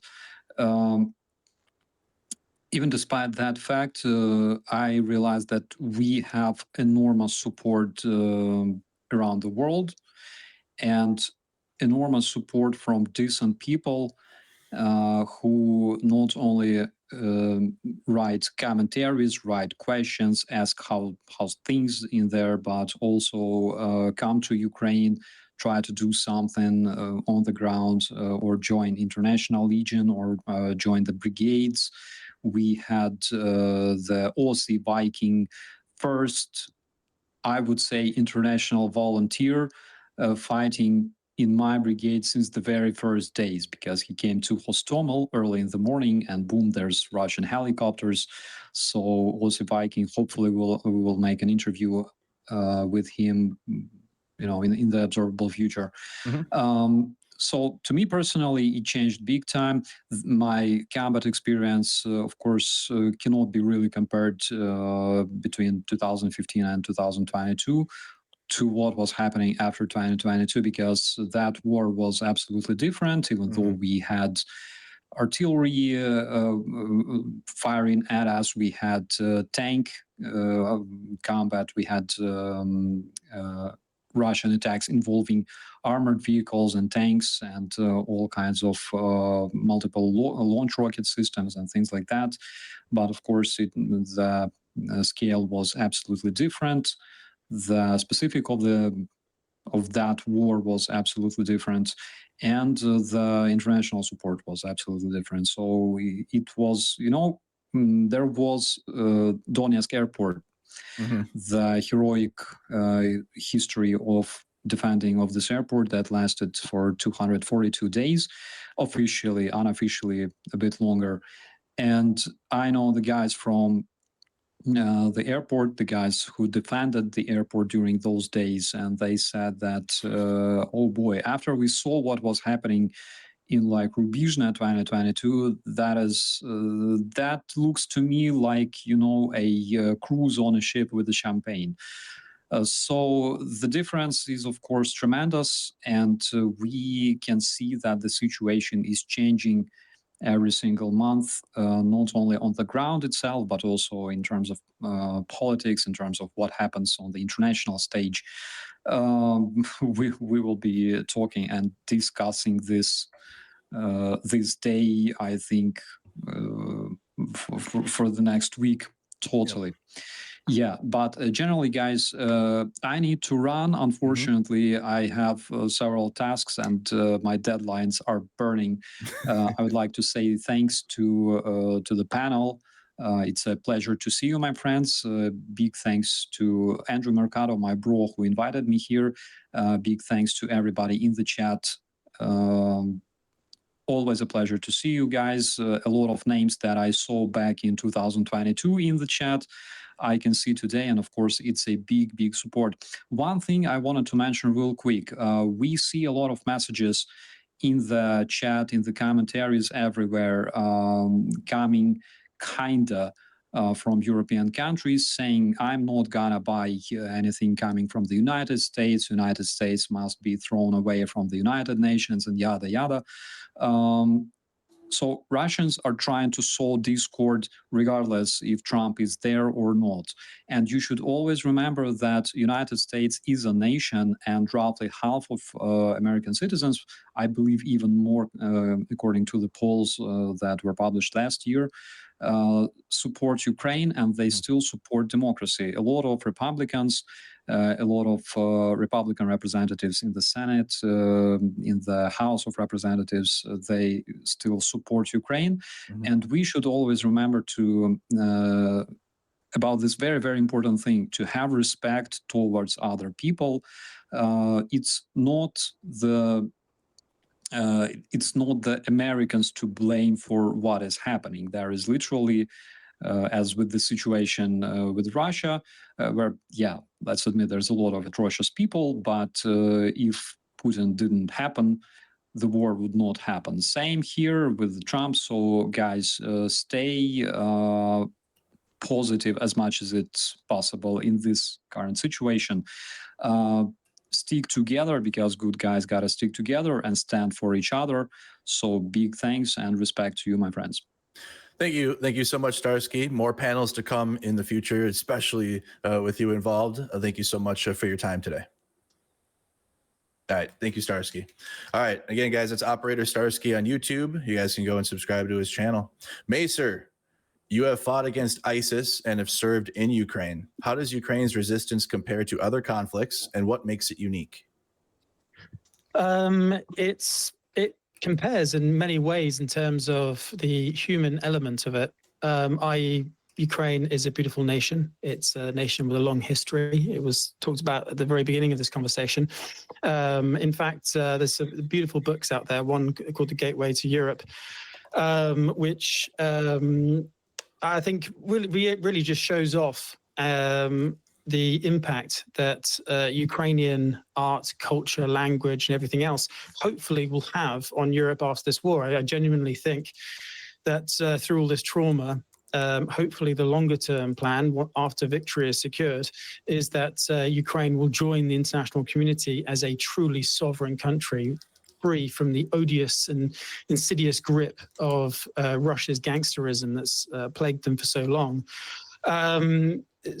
When it comes to the human element of every different war zones, in Syria, I saw just ordinary people, Kurds, Yazidis, Arabs, Christians, all the rest of it coming together, working together with the SDF, fighting back against ISIS. They had a common enemy, an enemy in the area that I fought, because obviously there were two wars going on at the same time in Syria when I was there. The FSA Assad war in and around Damascus and Aleppo, and the sort of SDF ISIS war going on in the east. Now, America was on the right side of history there. although they did drop the ball a few times, to say the least, but we won't go there. But either way, they supported local people in defeating ISIS, and they won. They defeated the Islamic State militarily. Obviously, the vicious ideology will be much harder to defeat, and it's something that will be present in not just in Syria, but in the region for many years to come. In Ukraine, again, it's ordinary people coming together and fighting back. When I was in Kyiv, when the war broke out, after sort of 3 or 4 days, the Russians were sort of encircling the city. You could hear, even from the center of town, from Independence Square, you could hear the bombs in the distance and everything else. And I went to a recruitment center in the southern part of the city, where it was in the sort of, I won't describe the venue in too much detail, just in case there's some sort of security concern there. But either way, a load of military vehicles were there. They were offloading these weapons in these big boxes, big Soviet-style crates, just handing weapons to thousands of people, queues of people. And it was amazing. People were in a hodgepodge of uniforms. Some people were literally had arrived in their work, in overalls from work. Some people were just in jeans. Others were in full battle gear. Some of them were wearing their stuff that they were issued probably when they were conscripted, like 20 years ago or whatever.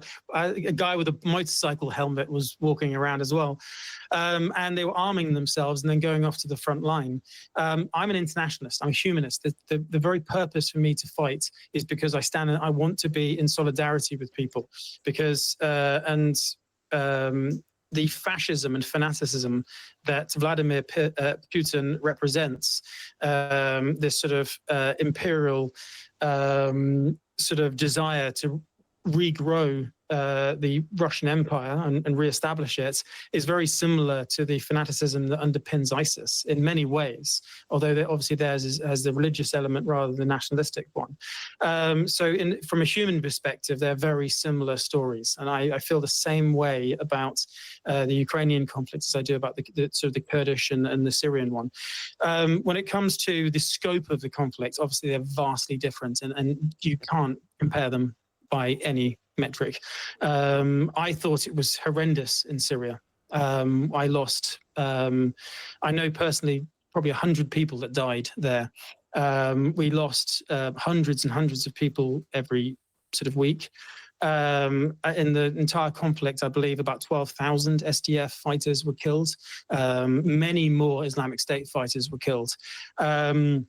I was working as a medic for much of the time as well, treating people, and it was just horrendous seeing the conflicts and participating in that conflict. But then you compare that to Ukraine, where 12,000 people will die in just a few days, in a week, sort of thing. I'm talking about Russian and Ukrainian now. So they're vastly different. It's an industrial war. This kind of war that we haven't seen in Europe since the Second World War. I know that's been repeated a lot. The first thing that I was blown away by was just the amount of artillery. In Syria, we were mortared all the time, and we had there was a huge problem with IEDs. A lot of my friends were killed. I was several times. I was next to people who were blown up by them. Whereas in Ukraine, you can't, like, the front line is unsurvivable unless you're under the ground. So it's completely different, and actually a lot more terrifying because of that. In Syria, I was often close to the enemy, like a kilometer away from ISIS, but I might as well have been I was so happy. You'd be drinking Pepsi, talking to your mates, all the rest of it. Maybe a single mortar will go over, whatever. Someone will scream there's a car bomb, maybe like a kilometer away before we move down. In Ukraine, there's no peace. You don't get peace. Certainly on everyone talks about the zero line. The zero line to me is the no man's land between our positions and the Russians. And that zone is hellish, and even 10 kilometers up to that, or 5 kilometers, certainly 5 kilometers up to that, is also hellish, because you're going to get hit by FPVs and all the rest of it. So yeah, very different conflicts, but similar on a human level. Thank you so much for your detailed answer, Macer. John Jackson, as a U.S. veteran who fought Ukraine, what role do foreign fighters play in this conflict? What are their biggest challenges?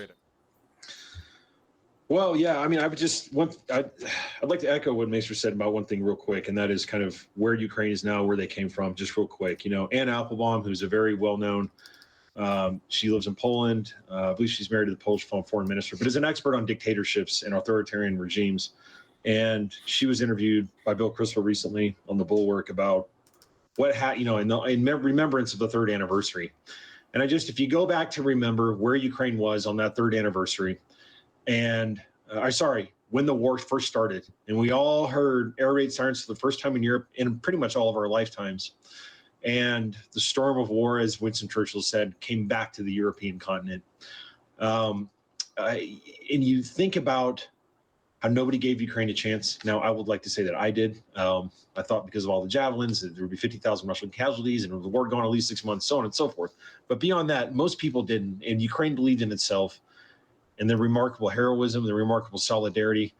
In Ukraine, that was always a nation for centuries, even when Russia refused to recognize it and tried to colonize it throughout the 20th century. That nation was always there. And you saw that nation, and you saw those people, and you saw that history that was always there on that day in February 3 years ago. And to think about how far they've come, they have this amazing network of friendships and diplomatic relationships. The world has been brought together, at least the part of the world that believes in freedom and not authoritarianism, from whether it's Finland and Sweden joining NATO to whether it's, Japan providing assistance. I mean, Ukraine diplomatically as a world power has come so far so fast.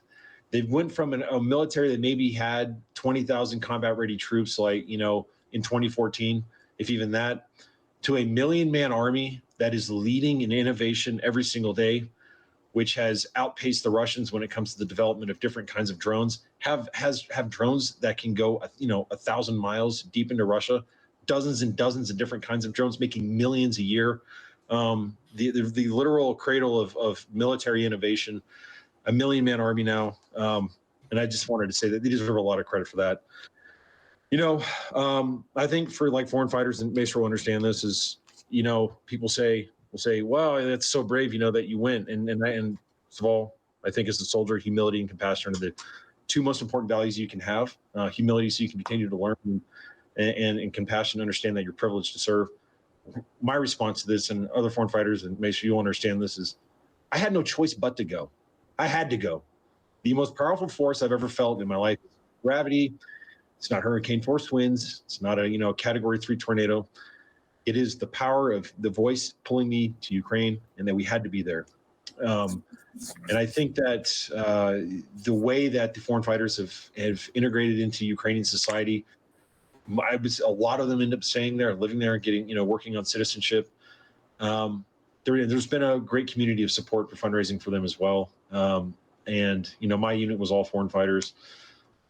We had several wounded. Luckily, none of them were killed in my year and a half there. But I think it's been a great community of people to both learn from the Ukrainians and also to help train the Ukrainians, to train each other, to learn the culture, and to participate in something that is awful. You never want war, but there is a strange beauty that comes from, and I swear it's hard not to even get emotional right now. The most beautiful thing you'll see is people sticking together in a war, and to see people learn and fight and give everything, and and to see those good people who, when that war happened, it was like a fucking bat symbol in the sky.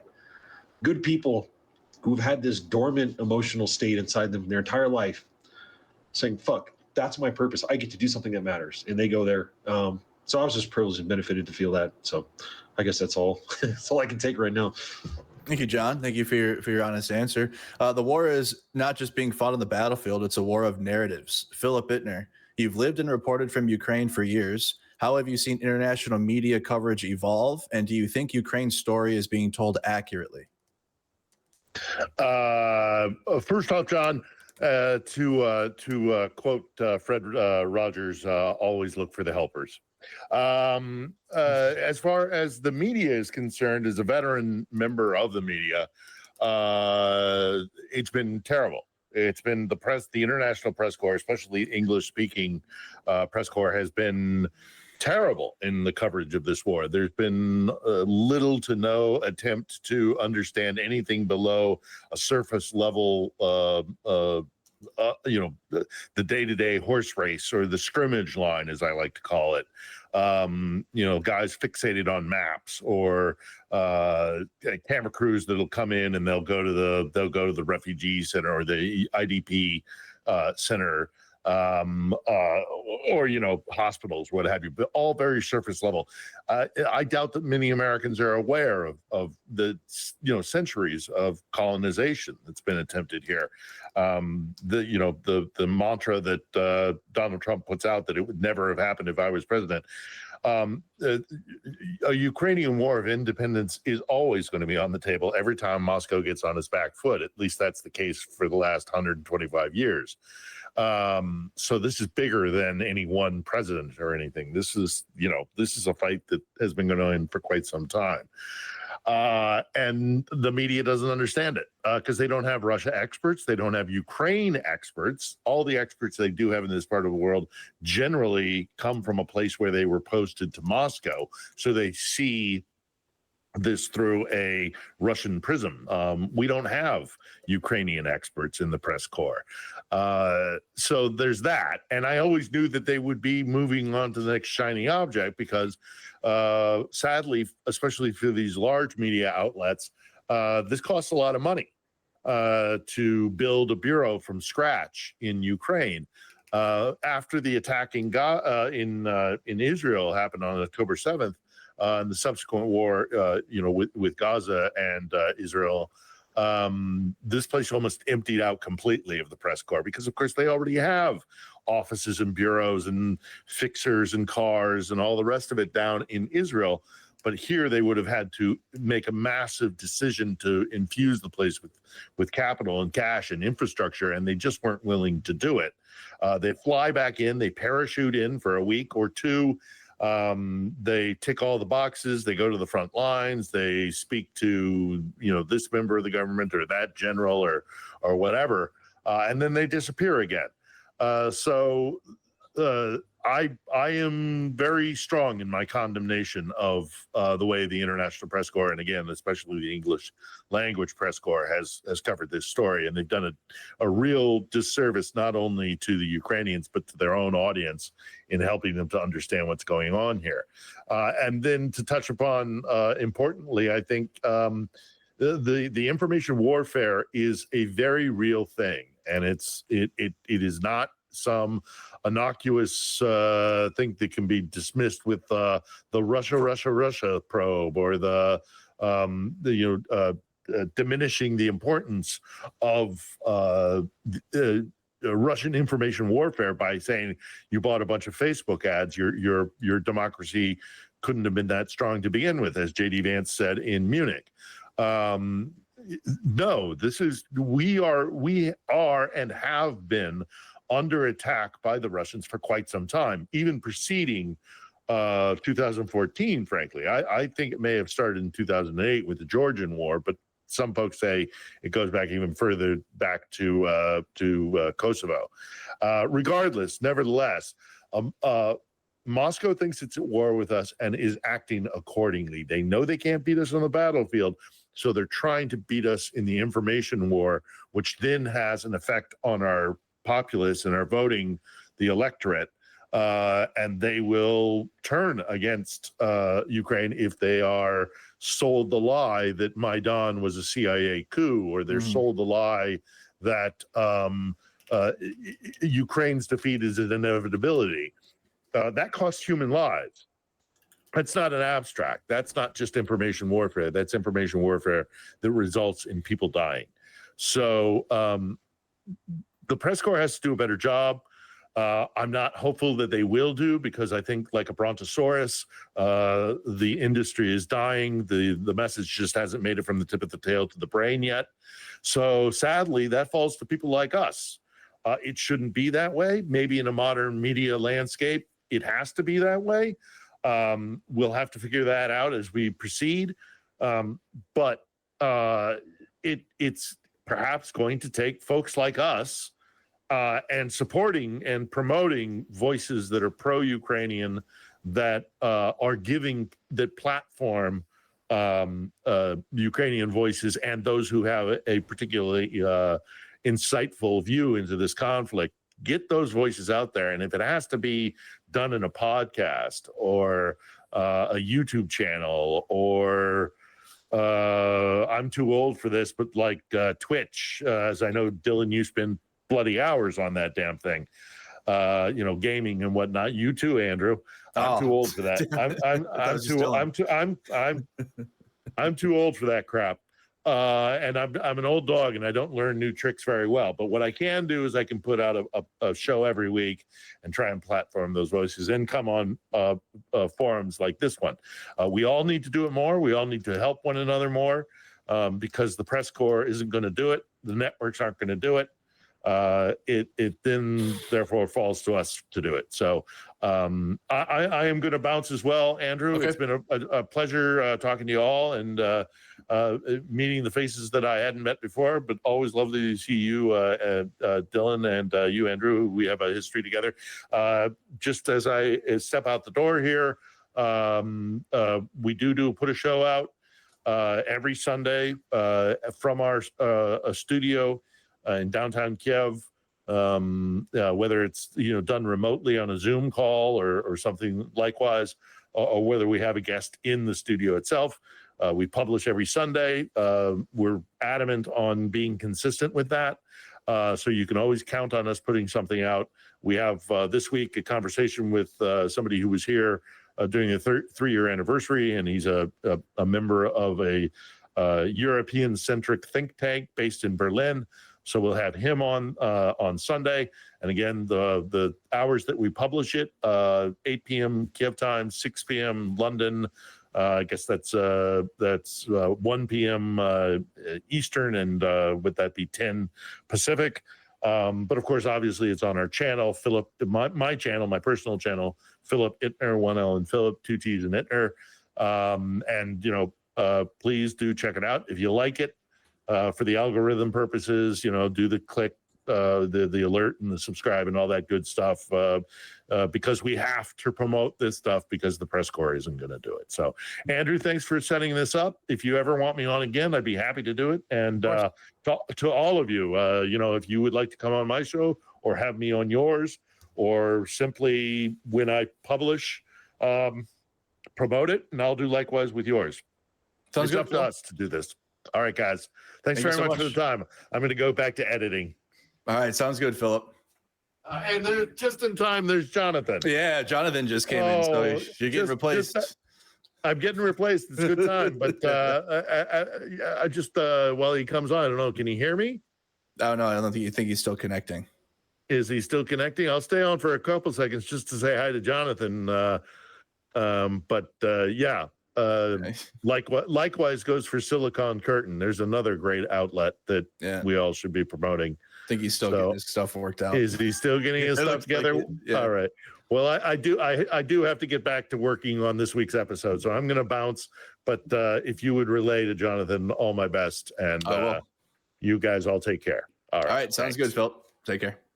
All right. So as you guys saw, Jonathan Fink's joining us from Silicon Curtain. We'll integrate him in. But before we do that, Dylan Burns, now, besides your work on the Twitch machine, very good work there, you've embedded with Frontline units. How does firsthand reporting from the battlefield challenges or reinforce mainstream media narratives?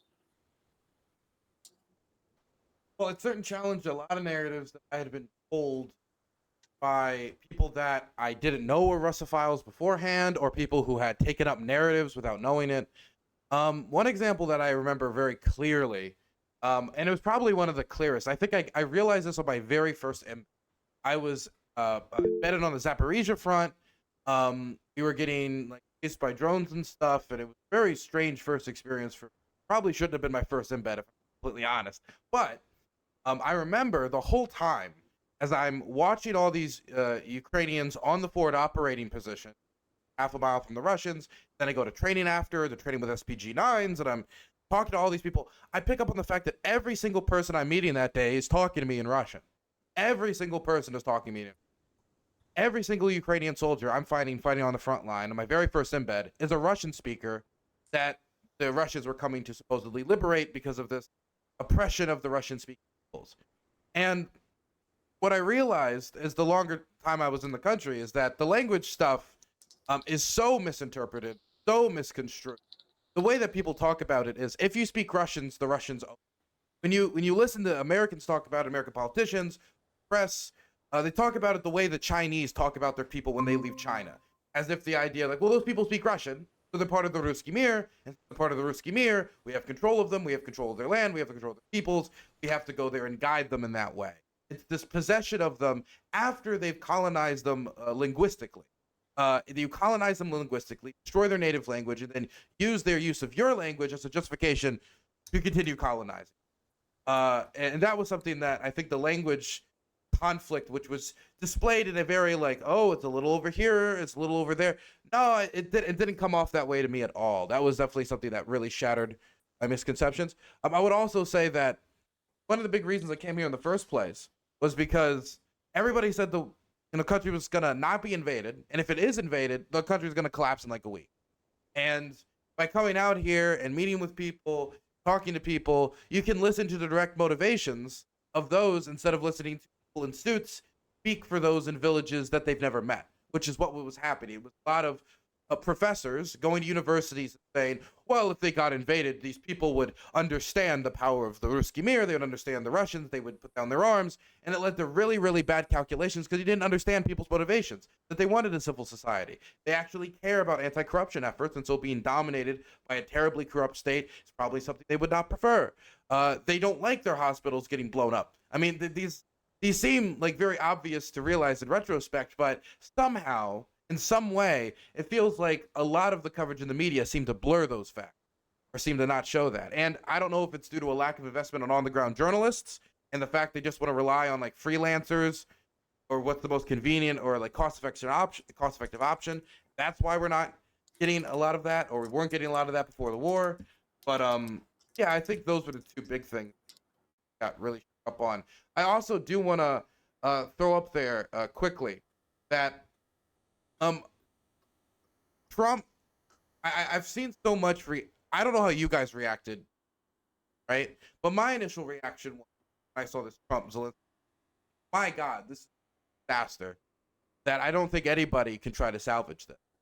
But then I looked online, and there seems to be a lot of people who genuinely think that the president, like his entire cabinet, the vice president, and his entire staff surrounding one person, rating him somehow like projects strength, as if this is all about owning the libs. And I know this is sad to think about, but I think for a lot of people that are strongly supporting Trump through this, right, who said, oh, he's going to end the war in 24 hours, and now months later they're completely forgotten about it and they're just clapping along as Trump insults Zelensky. For them, it's about their political motivations with wrecking the libs, right? And political motivation, and the reason you get involved in political activism is wrecking the libs or wrecking your political opponent. And this isn't just true for, by the way, the MAGA movement. There are people who work based upon political spite everywhere. But if that's the reason you're in politics, what do you do in geopolitics?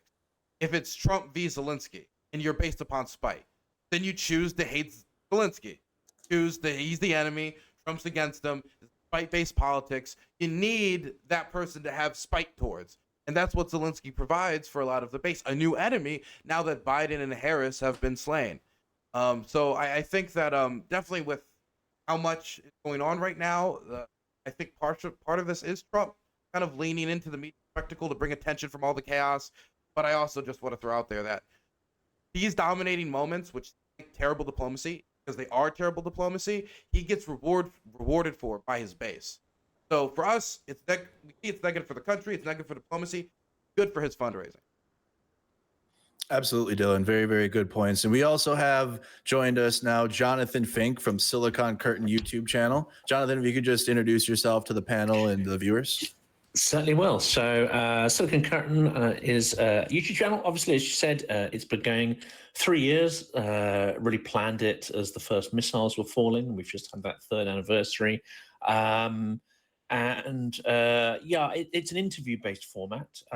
So I have a lot of people on there from people like Andrew, who've been there on the ground, Mesa as well, obviously with extraordinary experience directly in Ukraine, plus lots of experts like Ben Hodges and others. And it's now the largest, I think the second largest collection of Ukrainians, experts and individuals who are in civic society, second largest sort of archive of those interviews online now. So very powerful, hopefully a very powerful way to amplify Ukrainian voices.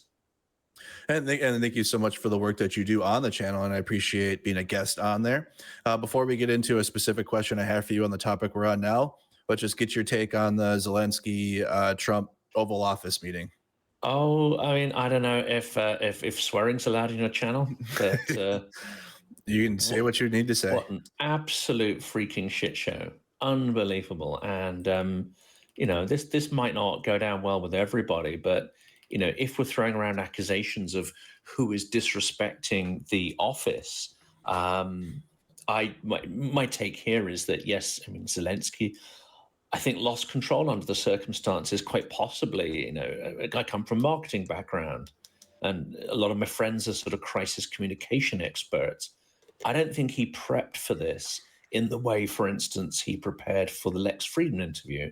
But Lex Friedman, he was expecting despicable, simplistic, disgraceful questions. He was expecting them, and he was perfectly calm and prepared and structured in answering them.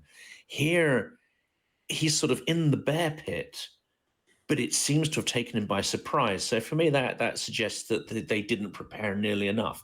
And I certainly got the impression that the press gallery was kind of stacked with a number of people who were going to right out there to kind of trigger him, to sort of already get him on edge. That question about suits. I mean, I know that it is a thing, right? It is a thing that winds some people up, but it's a pretty trivial question. And I think that sort of stuff is sort of planted in there to just start, like a boxer, just getting him off his game, getting him open to the punches that are going to come. I think that's the key point for me, was there that this isn't just an accidental thing. It wasn't like it seemed to start off so smooth, and after last week, it pulled back from the edge. Isn't this remarkable? Almost miraculous.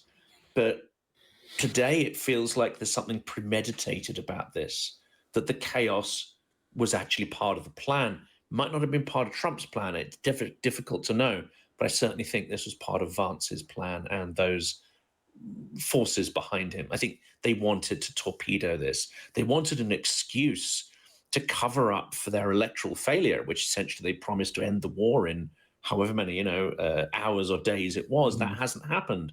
Now they can turn around, they can blame it on Zelensky when they go ahead and they do their full jumping into bed with Putin, which they're clearly very keen to do. They can now blame it all on Zelensky. They've got a get out of jail free card with their base. So I think there's something rather quite pernicious behind what seemed to be sort of a chaotic impromptu thing. I think there's a lot more to it than that. I'm also seeing reports that somehow a TASS correspondent managed to sneak into the room. You don't really sneak into that room, do you? Right. But so there was Russian press on the inside, to witness it, and that they'll get everything from the press feeds and the video. So why would you allow someone like that in there? Well, it's the symbolism of it's if you're going to stage something like that, then it's you give someone ringside seats for it. That's exactly what it tells me. Yeah. Exactly, Jonathan. And just more on that, just to bring you into the conversation that we're having now, and it's a good segue. Your work on Silicon Curtain focuses on Russian disinformation. What trends have you observed in how Russia weaponizes media? So, I mean, you've got the big geopolitical game, and then you've got the stuff that comes down to narratives. You've got narratives that are crafted to different audiences, narratives that are crafted to different countries, and you've got narratives that are crafted to a domestic audience versus an international audience. So it's kind of multi-layered. It's a little bit like I think of it as an infinite onion. Just when you think you've peeled away another layer, that there's more layers underneath it. And, just because certain Russian disinformation is kind of obvious and you can pick it out and go, there it is, I'm clever, I've spotted it. there's still layers to the disinformation that you won't spot. That they're coming after you in a multi-layered fashion. And I think we see a number of those layers on display today. We see a lot of narratives that have been really injected into the, I would say, sort of libertarian podcast ecosystem over many, many years. We see a number of those narratives coming out today, which is Zelensky's the dictator, the war is largely his fault, he doesn't really want peace, blah, blah, blah. I mean, the foundations of these have been very, very well laid. And also something that was admitted today is Putin and Trump have had not just numerous phone calls, but another phone call since the one, 2 weeks ago, where it sort of seemed to refresh Trump in a lot of the really, really sort of negative narratives. And then this week he seemed to change and he seemed to reverse those, and it's extraordinary. I think when we look at Vance and others, they've never actually deviated from these narratives. They've been repeating them or variations of them for a very long time now. So, but it's expert the way these are fed in. They're fed into the ecosystem. They're fed via Tucker Carlson. They're fed into the sort of podcast media sphere. They're fed through numerous, potentially assets, potentially useful idiots, who knows, Mearsheimer and others. They're also fed into the whole geopolitical sphere. So it's designed to hit people at every strata of society. Exactly. And thank you so much for your detailed answer to that, Jonathan. Now let's open a question up to all of you. What military strategies have worked for Ukraine, and where do you see potential changes? We'll start with Macer. I suppose Ukraine has done well when it's been allowed to innovate. The Ukrainian people are an incredibly innovative people. Technology is a big part of their culture over the last 10, 20 years. And they've utilized it really effectively in this recent war. When it comes to changing the narrative, as it were, sort of after Donald Trump, after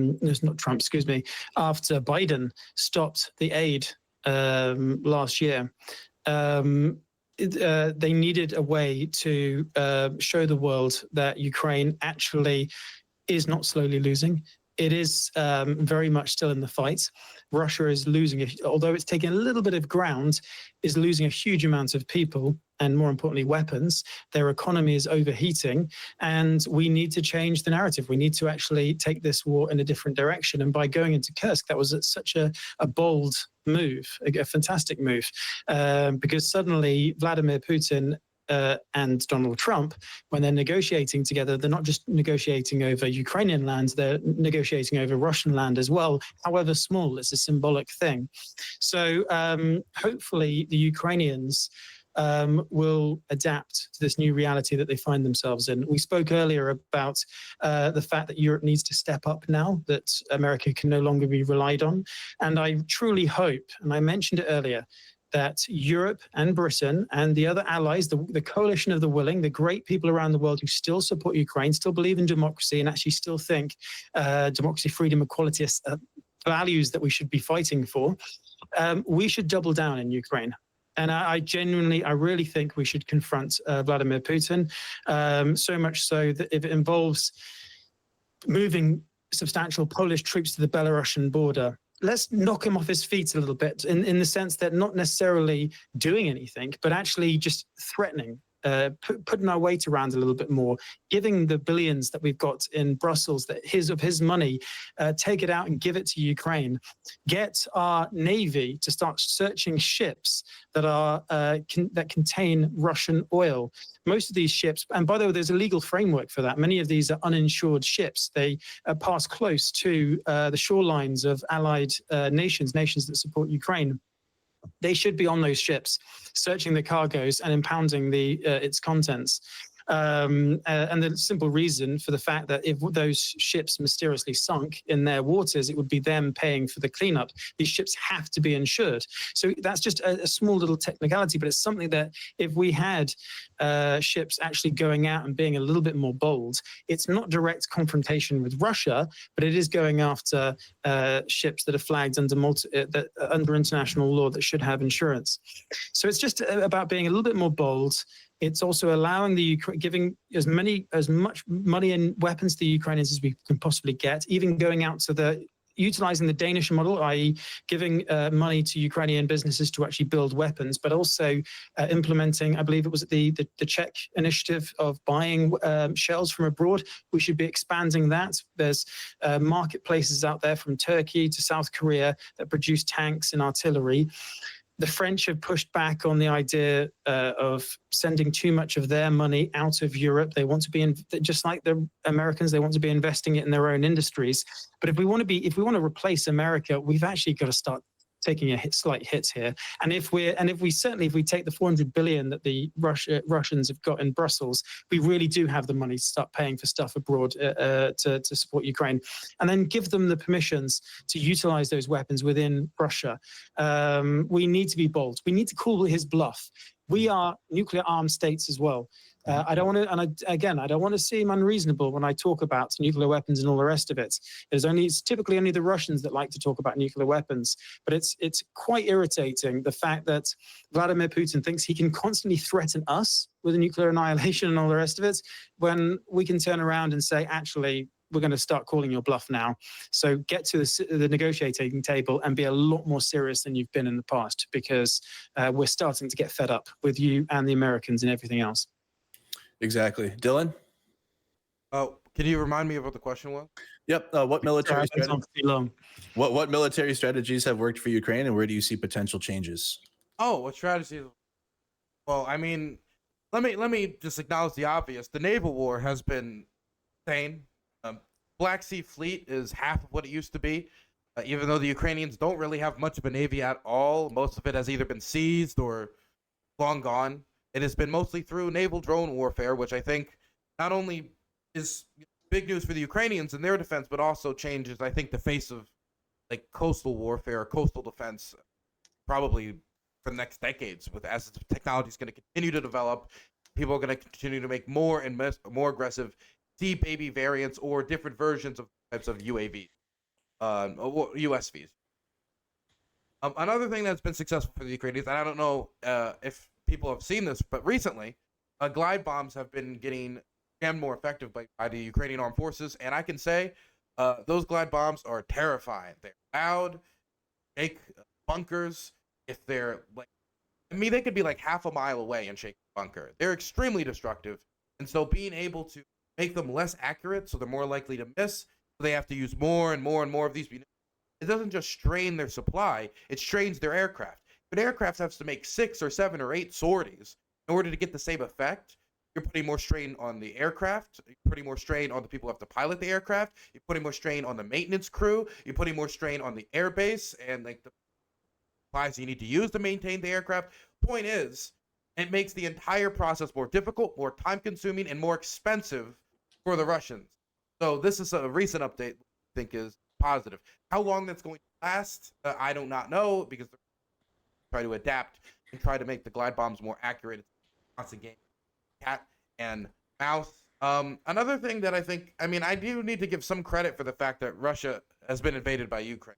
I don't know how much I would say like success as in the idea of like this has fundamentally changed the foundation of the war, but I do want to say that if anybody said Ukrainian invasion of Kursk on February 24th, 2022, I don't think anybody would have believed me or anybody else here. I think the fact that they've been able to do that is deserving of respect in and of itself, even if it doesn't fundamentally change the dynamic of the battlefield, even if it could possibly change negotiations, but we'll have to wait and see. And thank you for that, Dylan. John. Yes, yeah, I mean obviously. Oh, sorry, two Johns. John Jackson. You go for it, John. Dang it! I got you next, Jonathan Fink. I got you. Yeah, don't insult Jonathan by using me.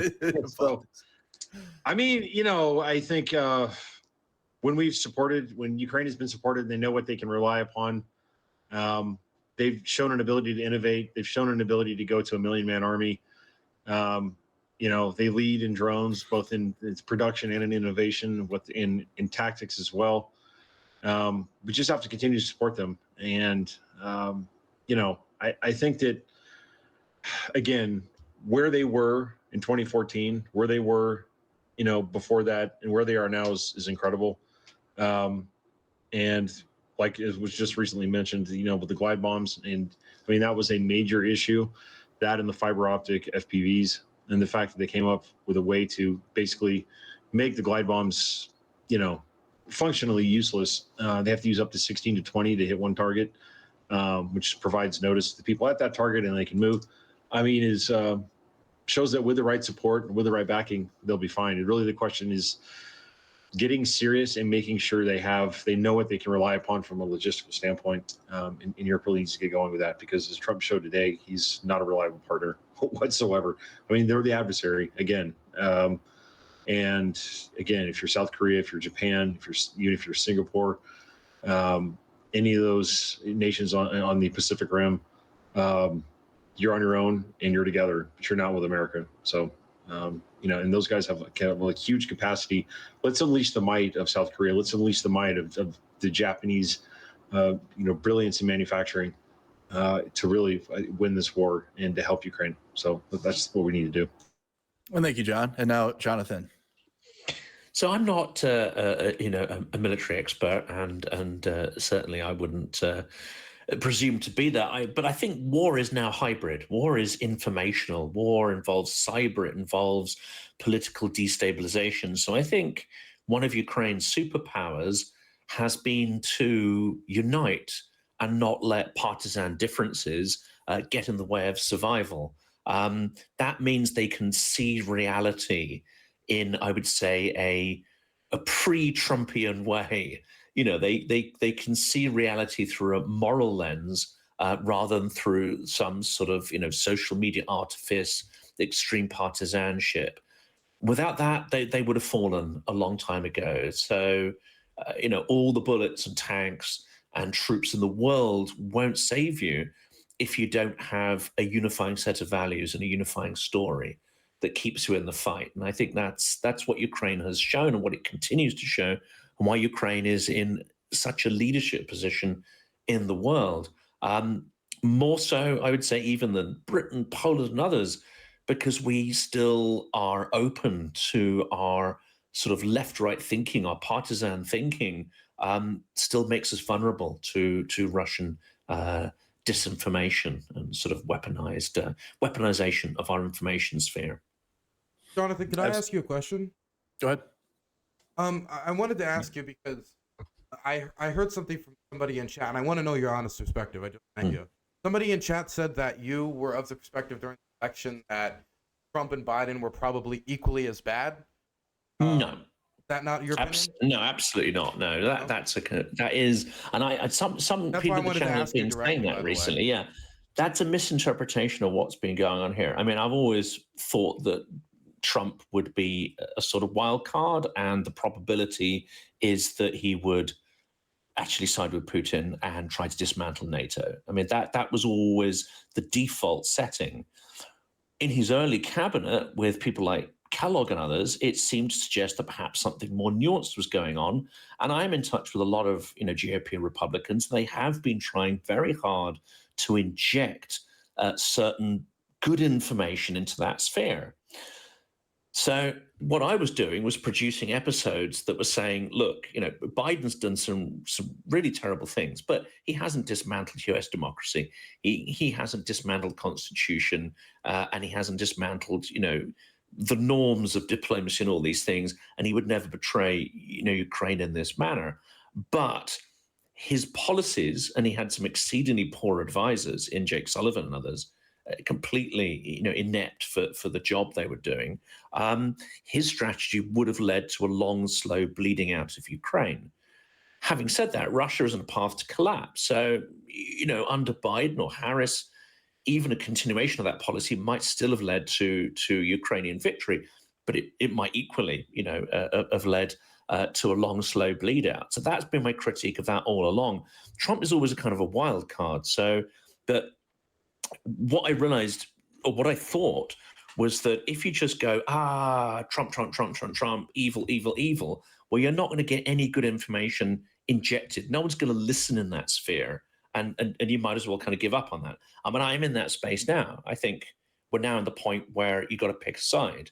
and you're either on the resistance Was there a or tipping you're in point? the empire. Was there like a point where you're like, okay, it's too late? Because for me, I think when Tulsi Gabbard got confirmed, Yes. I won't say that completely made me have no hope whatsoever, but that made it hope into a miracle. You know what? Because I don't see how that person controlling your information streams gonna lead to you making good decisions. Yeah, I think Doge. I mean, the U.S. aid for me was the first big blow, and the eviscerating of U.S. governance, and obviously the sort of the data access that being given to Doge. I mean, that already to me has echoes of the kind of state capture and state dismantling that you couldn't even imagine in your worst dystopian sort of movies like Stephen King, kind of the worst kind of scenario. And it has echoes of, well, what would Trump want? Well, he'd want American soft power to be dismantled. He would want, U.S. aid, which may be flabby, may be inefficient. There may be a lot of programs in there which could be cut, but it does a lot of good as well. What's the first thing he'd want? Yeah, he'd want the U.S. to be a basket case, just like he wanted Ukraine to be a basket case. He'd want everyone screaming at each other, and he'd want governance and rule of law dismantled. Well, hello. I mean, that's been going on almost from day one of the U.S. presidency. So my take has been, okay, I'm not involved in U.S. domestic politics, and that is going to be a car crash come what may. But maybe we can salvage something out of this from Ukraine, because there's some interesting mixed signals going on. So I produced episodes that didn't say, oh, this is what Trump's going to do, or Trump's a good guy, or he's likely to listen. But it was saying, if Trump was minded to beat Putin, here's how you do it. So I tried to inject ideas and opportunities into the debate so that they could be shared with Republicans who could try and inject that into, the MAGA sphere. That's failed. I think that's decisively failed now. Why do you think that is? I think because there are people in Trump's circle who are always minded not to go down that route.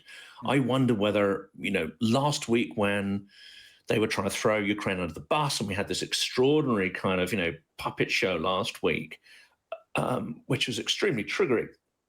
And then this week, it's all changed.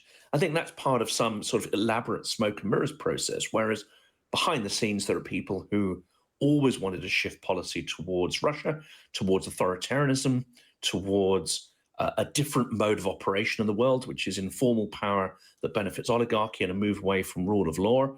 That was always the game plan. But the question was going to be whether they see Putin as a sort of competitor or rival in that, and then may decide to use Ukraine as a pawn to degrade and take down Putin. So then you're back to sort of bipolar world with China and America,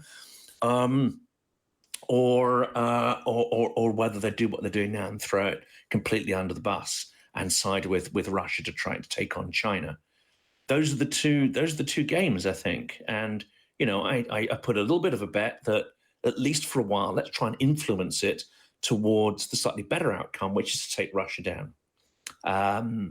Now I think it's kind of quite dangerous, because the only other bloc on the planet that doesn't really fit in this pattern of great power blocs and their subsidiaries is the EU.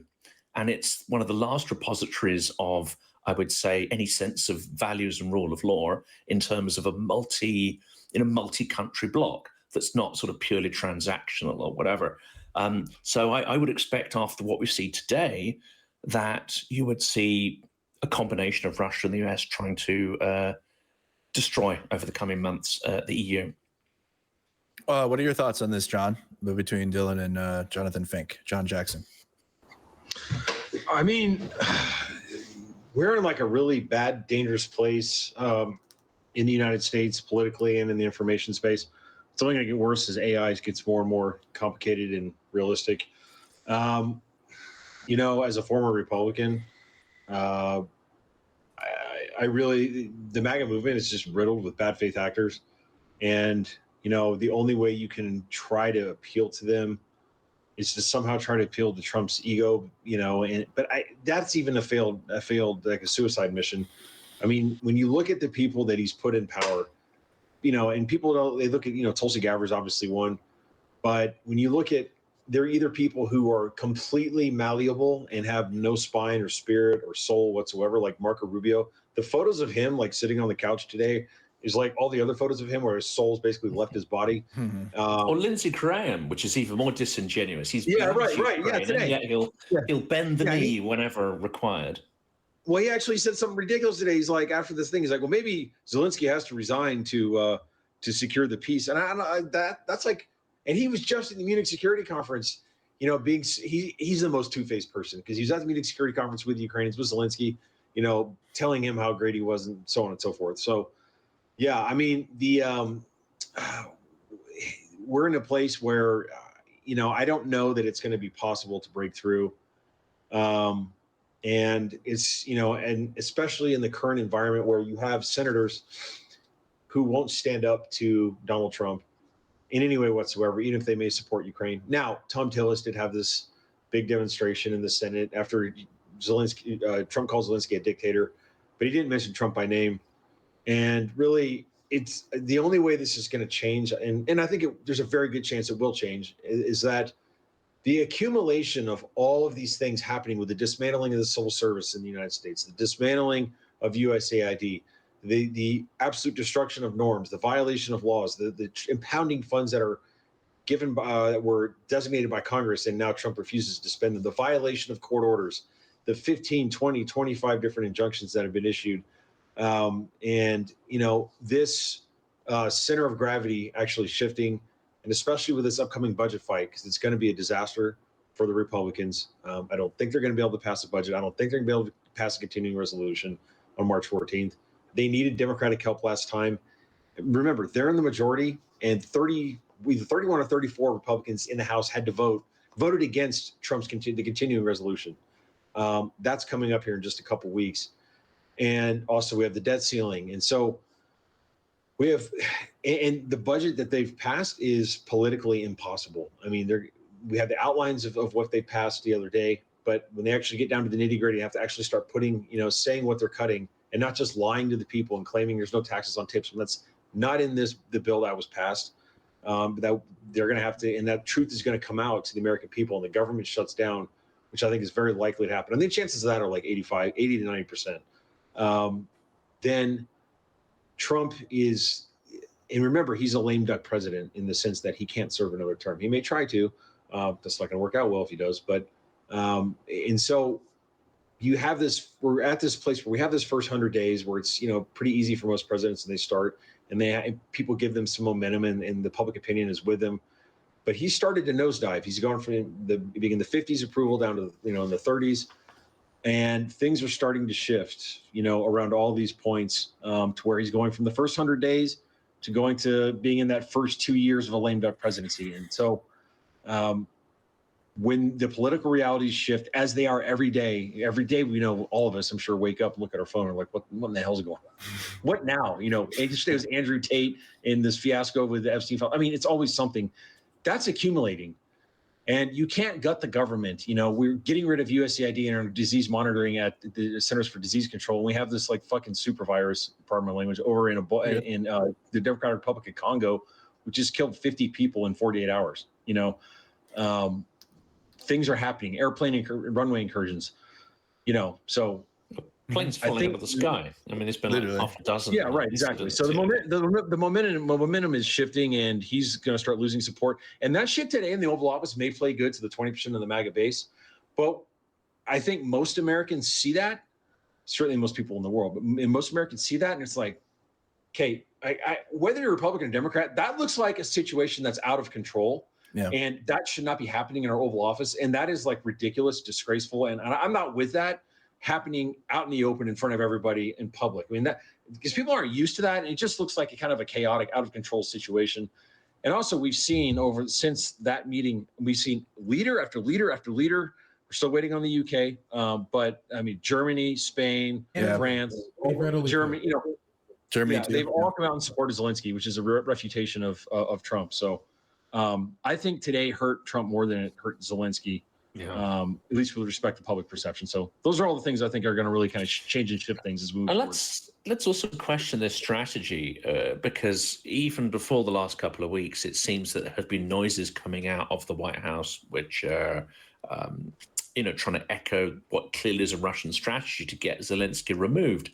let's kind of follow that experiment a little bit. If you did force a change of leadership, or even, goodness, an election, even though it's completely inappropriate at this time, well, they'd most likely get Zelensky.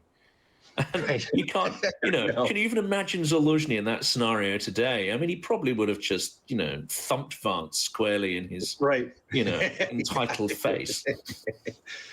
That would be good television. Now, I wonder if they got the belt back. I hope they got the heavyweight belt back, that. Look at even if you're a MAGA person, look at Trump. He just called Zelensky a dictator, a week and a half, 2 weeks ago, whatever it was, and said all these terrible things about him. Then yesterday he has like this senile moment. It's either senile moment or his form of apology and diplomatic walking back in a very kind of crude and ham-handed way. Wow, did I say that about Zelensky? I don't know if I'd said that, blah, blah, blah. And then now today he's back to this. I mean, no matter who you are, if you got to be honest with yourself, like this ping pong back and forth between these extreme positions, again, like something's wrong with this guy. Exactly, John. And trouble is the way Russian narratives here work on extremely partisan, minds, is that they won't look at the scenario in the way you and I are looking at it. They will hear the narrative, he's ungrateful, he's disrespected, he's got our money, and look, unfortunately, the narratives will override that perception of reality. And it's terrible. And Macer, more specifically, these this all can create fatigue, right? And people supporting Ukraine can create fatigue in some, or inspire others, or get some fire going. But when this continuously happens, we need to find places where we can find resiliency and remain steadfast. So how do we combat this? How do we combat fatigue? How do we continue to have resiliency in the situation and ensure that Ukraine remains a priority in our discussions?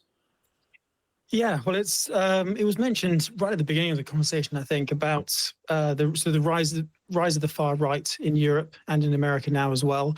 It's effectively the rise of popularism. The point that was actually made, which actually I actually disagreed with, they said it was something that was always innate within America, and it's just bubbling to the surface. I disagree. I actually, you could almost accuse me of being overly romantic about America, but I actually genuinely do love America. I genuinely like the American political system. I think the Constitution is a fantastic document. And I'm a big fan of the US. It's my second favorite country after my own. So this didn't come, the rise of the populist Donald Trump it came not from the institutions, it came from the people. It came from a change in the culture and the challenges that we face. It's been exploited by Russia and China. So by the way, I'll give you the long answer on this one, because we basically, in the short answer is to say that we've got to combat the rise of the far rights. We've got to counter propaganda. We've got to insert the truth and encourage local people to support Ukraine. But on the bigger issue here is actually fundamental. The rise of the far right is actually fundamental, not just for Ukraine, but just for our cultures generally, and the fact that the Chinese and the Russians are exploiting this situation for their own ends. They're exploiting the weaknesses in our political system, of which there are many, and there are increasing challenges with the rise of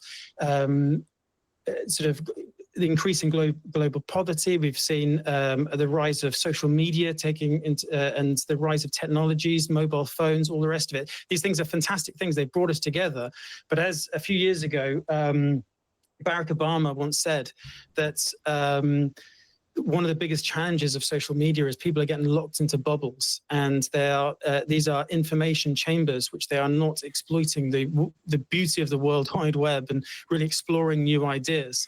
And Donald Trump and Vance, Russia, China, all the rest of it are just exploiting all of these things.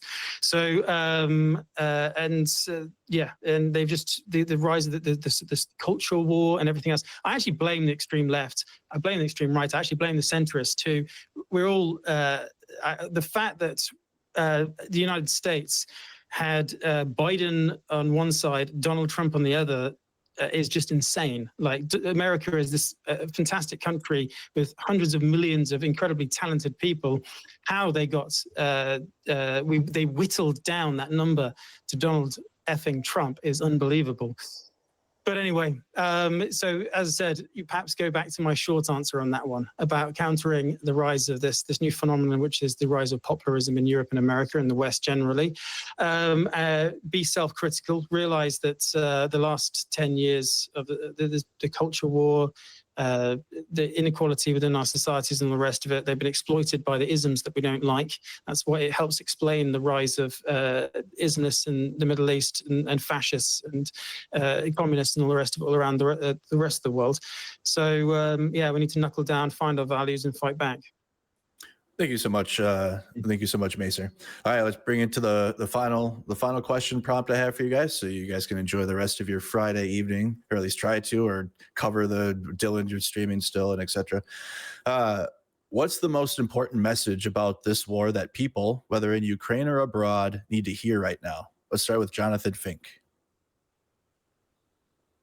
I think the most important thing has to be, and this was true, this was true, and I've been saying this for a while, which is that even if Trump had secured some kind of agreement, and actually, let's face it, even with the minerals deal, it was dramatic improvement on the deal last week. There's no security articulated it, and even before this press event went, pear-shaped today, there's no commitment to a security backstop or real security there.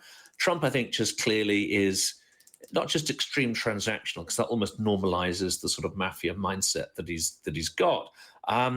But I think the mentality there is just get as much out as you can, dig it out of the ground, out of Ukraine, make as much money as you can, because he probably understands that war or a resurgence of Russian aggression is inevitable.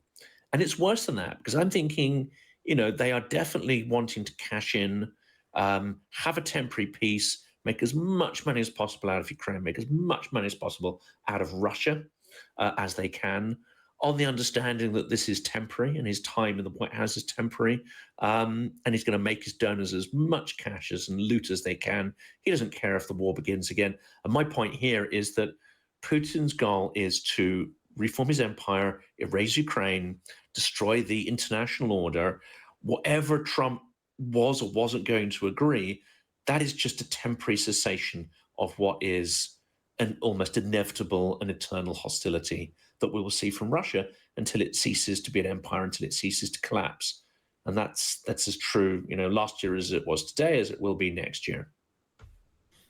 Thank you so much, Jonathan Fink. John Jackson. Yeah, I would echo those comments by saying that, we can win the war now and support Ukraine, and I believe it's inevitable Ukraine wins, just as the sun rising tomorrow. But or your children can fight an even bigger war where everyone in this world has nuclear weapons in 5 to 10 years, and that will happen. So that's your choice. There is no third option where you just go off and make money off of the rest of the world, be transactional, and everything is okay and there's peaceful. So it's war now or war later. Support our allies that and try to rescue some semblance of our honor and dignity and the belief that our agreements will be honored, or just go into a world where the only thing that matters is might is right. You've seen the movie The King's Speech. There was a speech given in the eve, and it's a very famous speech and it applies now. And what he said in that speech is, it is unthinkable that we should fail to meet the obligation, that everything we hold dear is at stake, that, it's either might is right or we're going to stand up to these people. And if you want to live in a world where the person with the biggest nuclear arsenal or the person with the nuclear weapons is the one that wins everything just by force and threats, which is no different than, you see two people on the street and one of them has a hammer and the other one doesn't. If you want to go back to that caveman shit in everything in the world, then do nothing now, because that's what we will go back to, but it will happen. And that's the binary choice, now or later, and it must be now. And also the other binary choice is we can be in a world where, as Maester was saying about humanism, another expression of that is the unity of mankind expressed by Martin Luther King, that what happens geographically in another place life, liberty, and the pursuit of happiness are God-given rights, and because as such, they don't care about those are not boundaries. God doesn't care about geographical boundaries. If something bad happens in Ukraine and somebody's born in Ukraine, they have the same rights as somebody born in the United States as they're born in India. And that's the only concept that can exist where mankind can progress forward in this world, and the only political and geopolitical choice that we can make that's consistent with that concept of caring about everybody and about having a more moral and just world going forward that we want our children to live in is to support Ukraine now. So at least it's very black and white, and let's go in the light forward with Ukraine. So thanks for having me today. Of course, John. Macer. I think the thing that we should all learn and take away from all this, and something that's a bit of information that needs to get out today, is that basically we're not hopeless bystanders here. There are people listening to this stream who feel passionately about this conflict. They've learned about it for a number of years and been involved for years, as many of the people in this panel, if not all, actually every single one of this panel have. I have tried to live my life as an internationalist. I fight in different conflicts. It's been controversial for some, but I don't just go anywhere randomly. I pick my solidarity incredibly carefully, in the sense that there has to be a wronged party here. And that's one of the things that drives me nuts about a modern phenomenon that strikes us in the West, is we've sort of forgotten what a victim is. I think that's which is perfectly displayed by what happened today in the White House, where you've got two pig ignorant people looking at a man who was democratically elected, who's seen his country almost destroyed by Russia, i.e. invaded, 20% of it taken, 100,000 people potentially dead, Ukrainians dead, hundreds of thousands of Russians. And you've got a guy staring at him and belligerently demanding thanks from him for what little money they've given, which has already been bloated by their own figures and looted by American companies to pay for more kit for the American supplies. And at the end of the day, it's not going to be a gift anyway, apparently, because they've got a huge mineral deal with Ukraine that they want to get across the line as well. So this is just an exploitative power that has taken advantage of a country that's in a very vulnerable place. In many ways, if America follows through with this, they are more predatory, more reprehensible, almost than Russia itself. Russia, at least, were the ones that invaded and showed themselves to be the fascists that they are. If the Americans turn around and stab the person in the back after supporting them, give them aid for years, and then demand payment for that aid, I think that tells you a hell of a lot about the new direction that Donald Trump wants to take America in. But anyway, as I said before, we're not hopeless bystanders. What I genuinely hope is that people listen to these conversations. They think to themselves, right, I need to speak to my congressperson. I need to lobby people locally. I need to raise funds for Ukraine. I need to perhaps go and volunteer myself, whether that's making meals somewhere or packing IFACs somewhere, or even going to the front line, whatever your capabilities and whatever you think you can be most effective. But either way, every single thing that you do, if you are genuinely motivated and work hard, is absolutely needed and is just as worthwhile doing than anyone else. We are all equal in this fight. We all genuinely support Ukraine. And if you hear this, the only message I've got for you is to get behind us, and no, not even behind us, sorry. Stand alongside us, sorry, and let's fight back. Thank you, Macer. Dylan Burns. Move my mic around. So you can't, you have to create conditions. This isn't gonna fall out of the sky. It's something that requires investment, right? But you can't make that proper investment within 24 hours. You cannot make that proper investment with the strategy that's being followed by the Trump administration.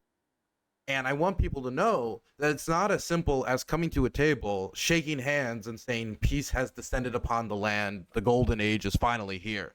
You have to create conditions, or what you're doing is you're pausing them. What you're doing is you're patting yourself on the back. You get to feel good about yourself because you got to stop seeing reports about Ukraine being bombed for a few years until it starts up again, because you didn't create conditions for long-term peace. That's why when Zelensky asked for security guarantees, he's so insistent, and why it's so terrifying to hear Donald Trump say, we'll do security guarantees after we find an agreement. As if it's an afterthought, as if it's like just an asterisk at the end, a little detail, a little squiggly line at the end of your signature. No, it is the signature. It's everything. Without the security guarantees, all you're doing is allowing a leader of the largest nation on the planet, who has made very clear he wants to conquer Ukraine. He doesn't believe Ukraine has a right to exist. He sees it as an extension of Russia, and if it does not exist as an extension of Russia, it cannot exist at all. So you cannot live with 2 brain cells or more and see him say that, make speeches about that, and aim towards that goal, and just assume that based upon his word and on his good, his moral standing, he's not going to invade again. He did it in 2014, the whole time he lied about it. He did in 2022, the whole time he lied about it. And so wanting peace is one thing. Being a naive fool, signing for a false bill of goods to take a story that's too good to be true, is acting like a petulant child towards another nation, towards a people who are going to have to live with the results of being a petulant child who is tired of being upset when you turn on the TV, hear sad stories from Ukraine. So I really do believe people need to understand it's not as simple as signing a piece of paper or just getting these two sides to come together. You need to create conditions for peace, or you'll have to fight another war, and it'll be our children or Ukrainian children fighting that war, depending on where it starts and where it ends. And if you want to find me, you can find me at DylanBurnsTV.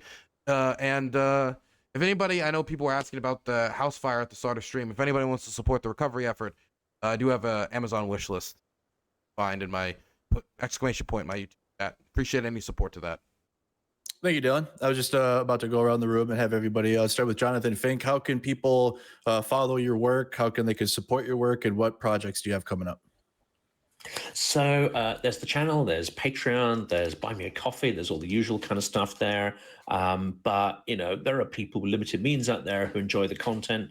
So in that case, just watch the annoying ads, and that kind of helps. It also helps to sort of share the materials around and take action. I don't want people to watch these videos and despair. I want them to think, okay, what can we actually do to change something?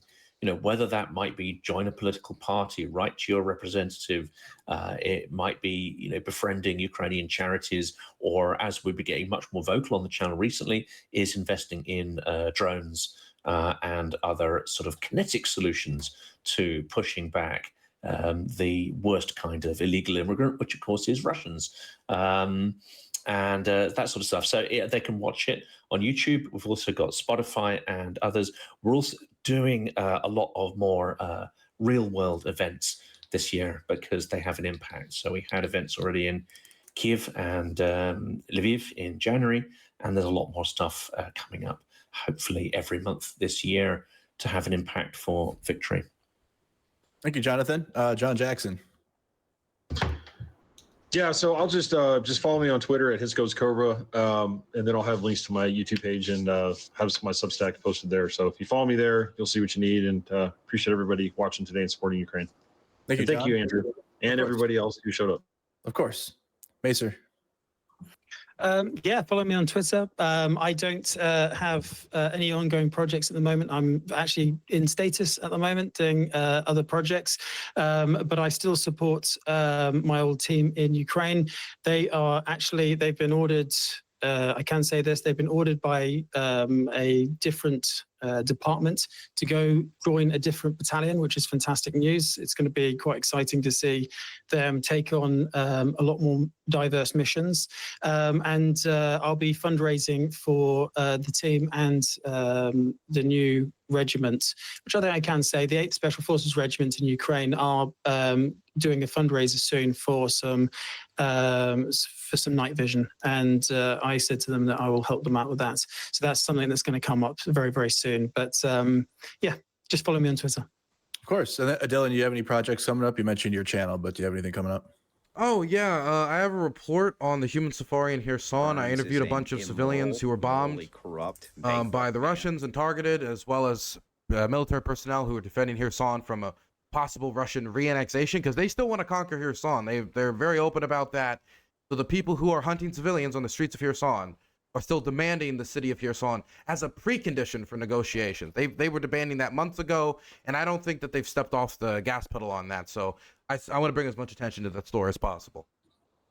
And thank you for all the work that you do. Well, to our panelists today, Maester Gifford, Operator Starsky, Philip Ittner, Terrell Starr, Jonathan Fink, John Jackson, and Dylan Burns, thank you so much for your time. Thank you so much for spreading your expertise. And thank you so much for supporting Ukraine. You guys have a fantastic rest of your night. You too, Merc. Have a good one. Thank Good you. panel, Thanks, by the way, guys. Merc. Good job. Yep. Thank you so much. Happy Friday. Goodbye.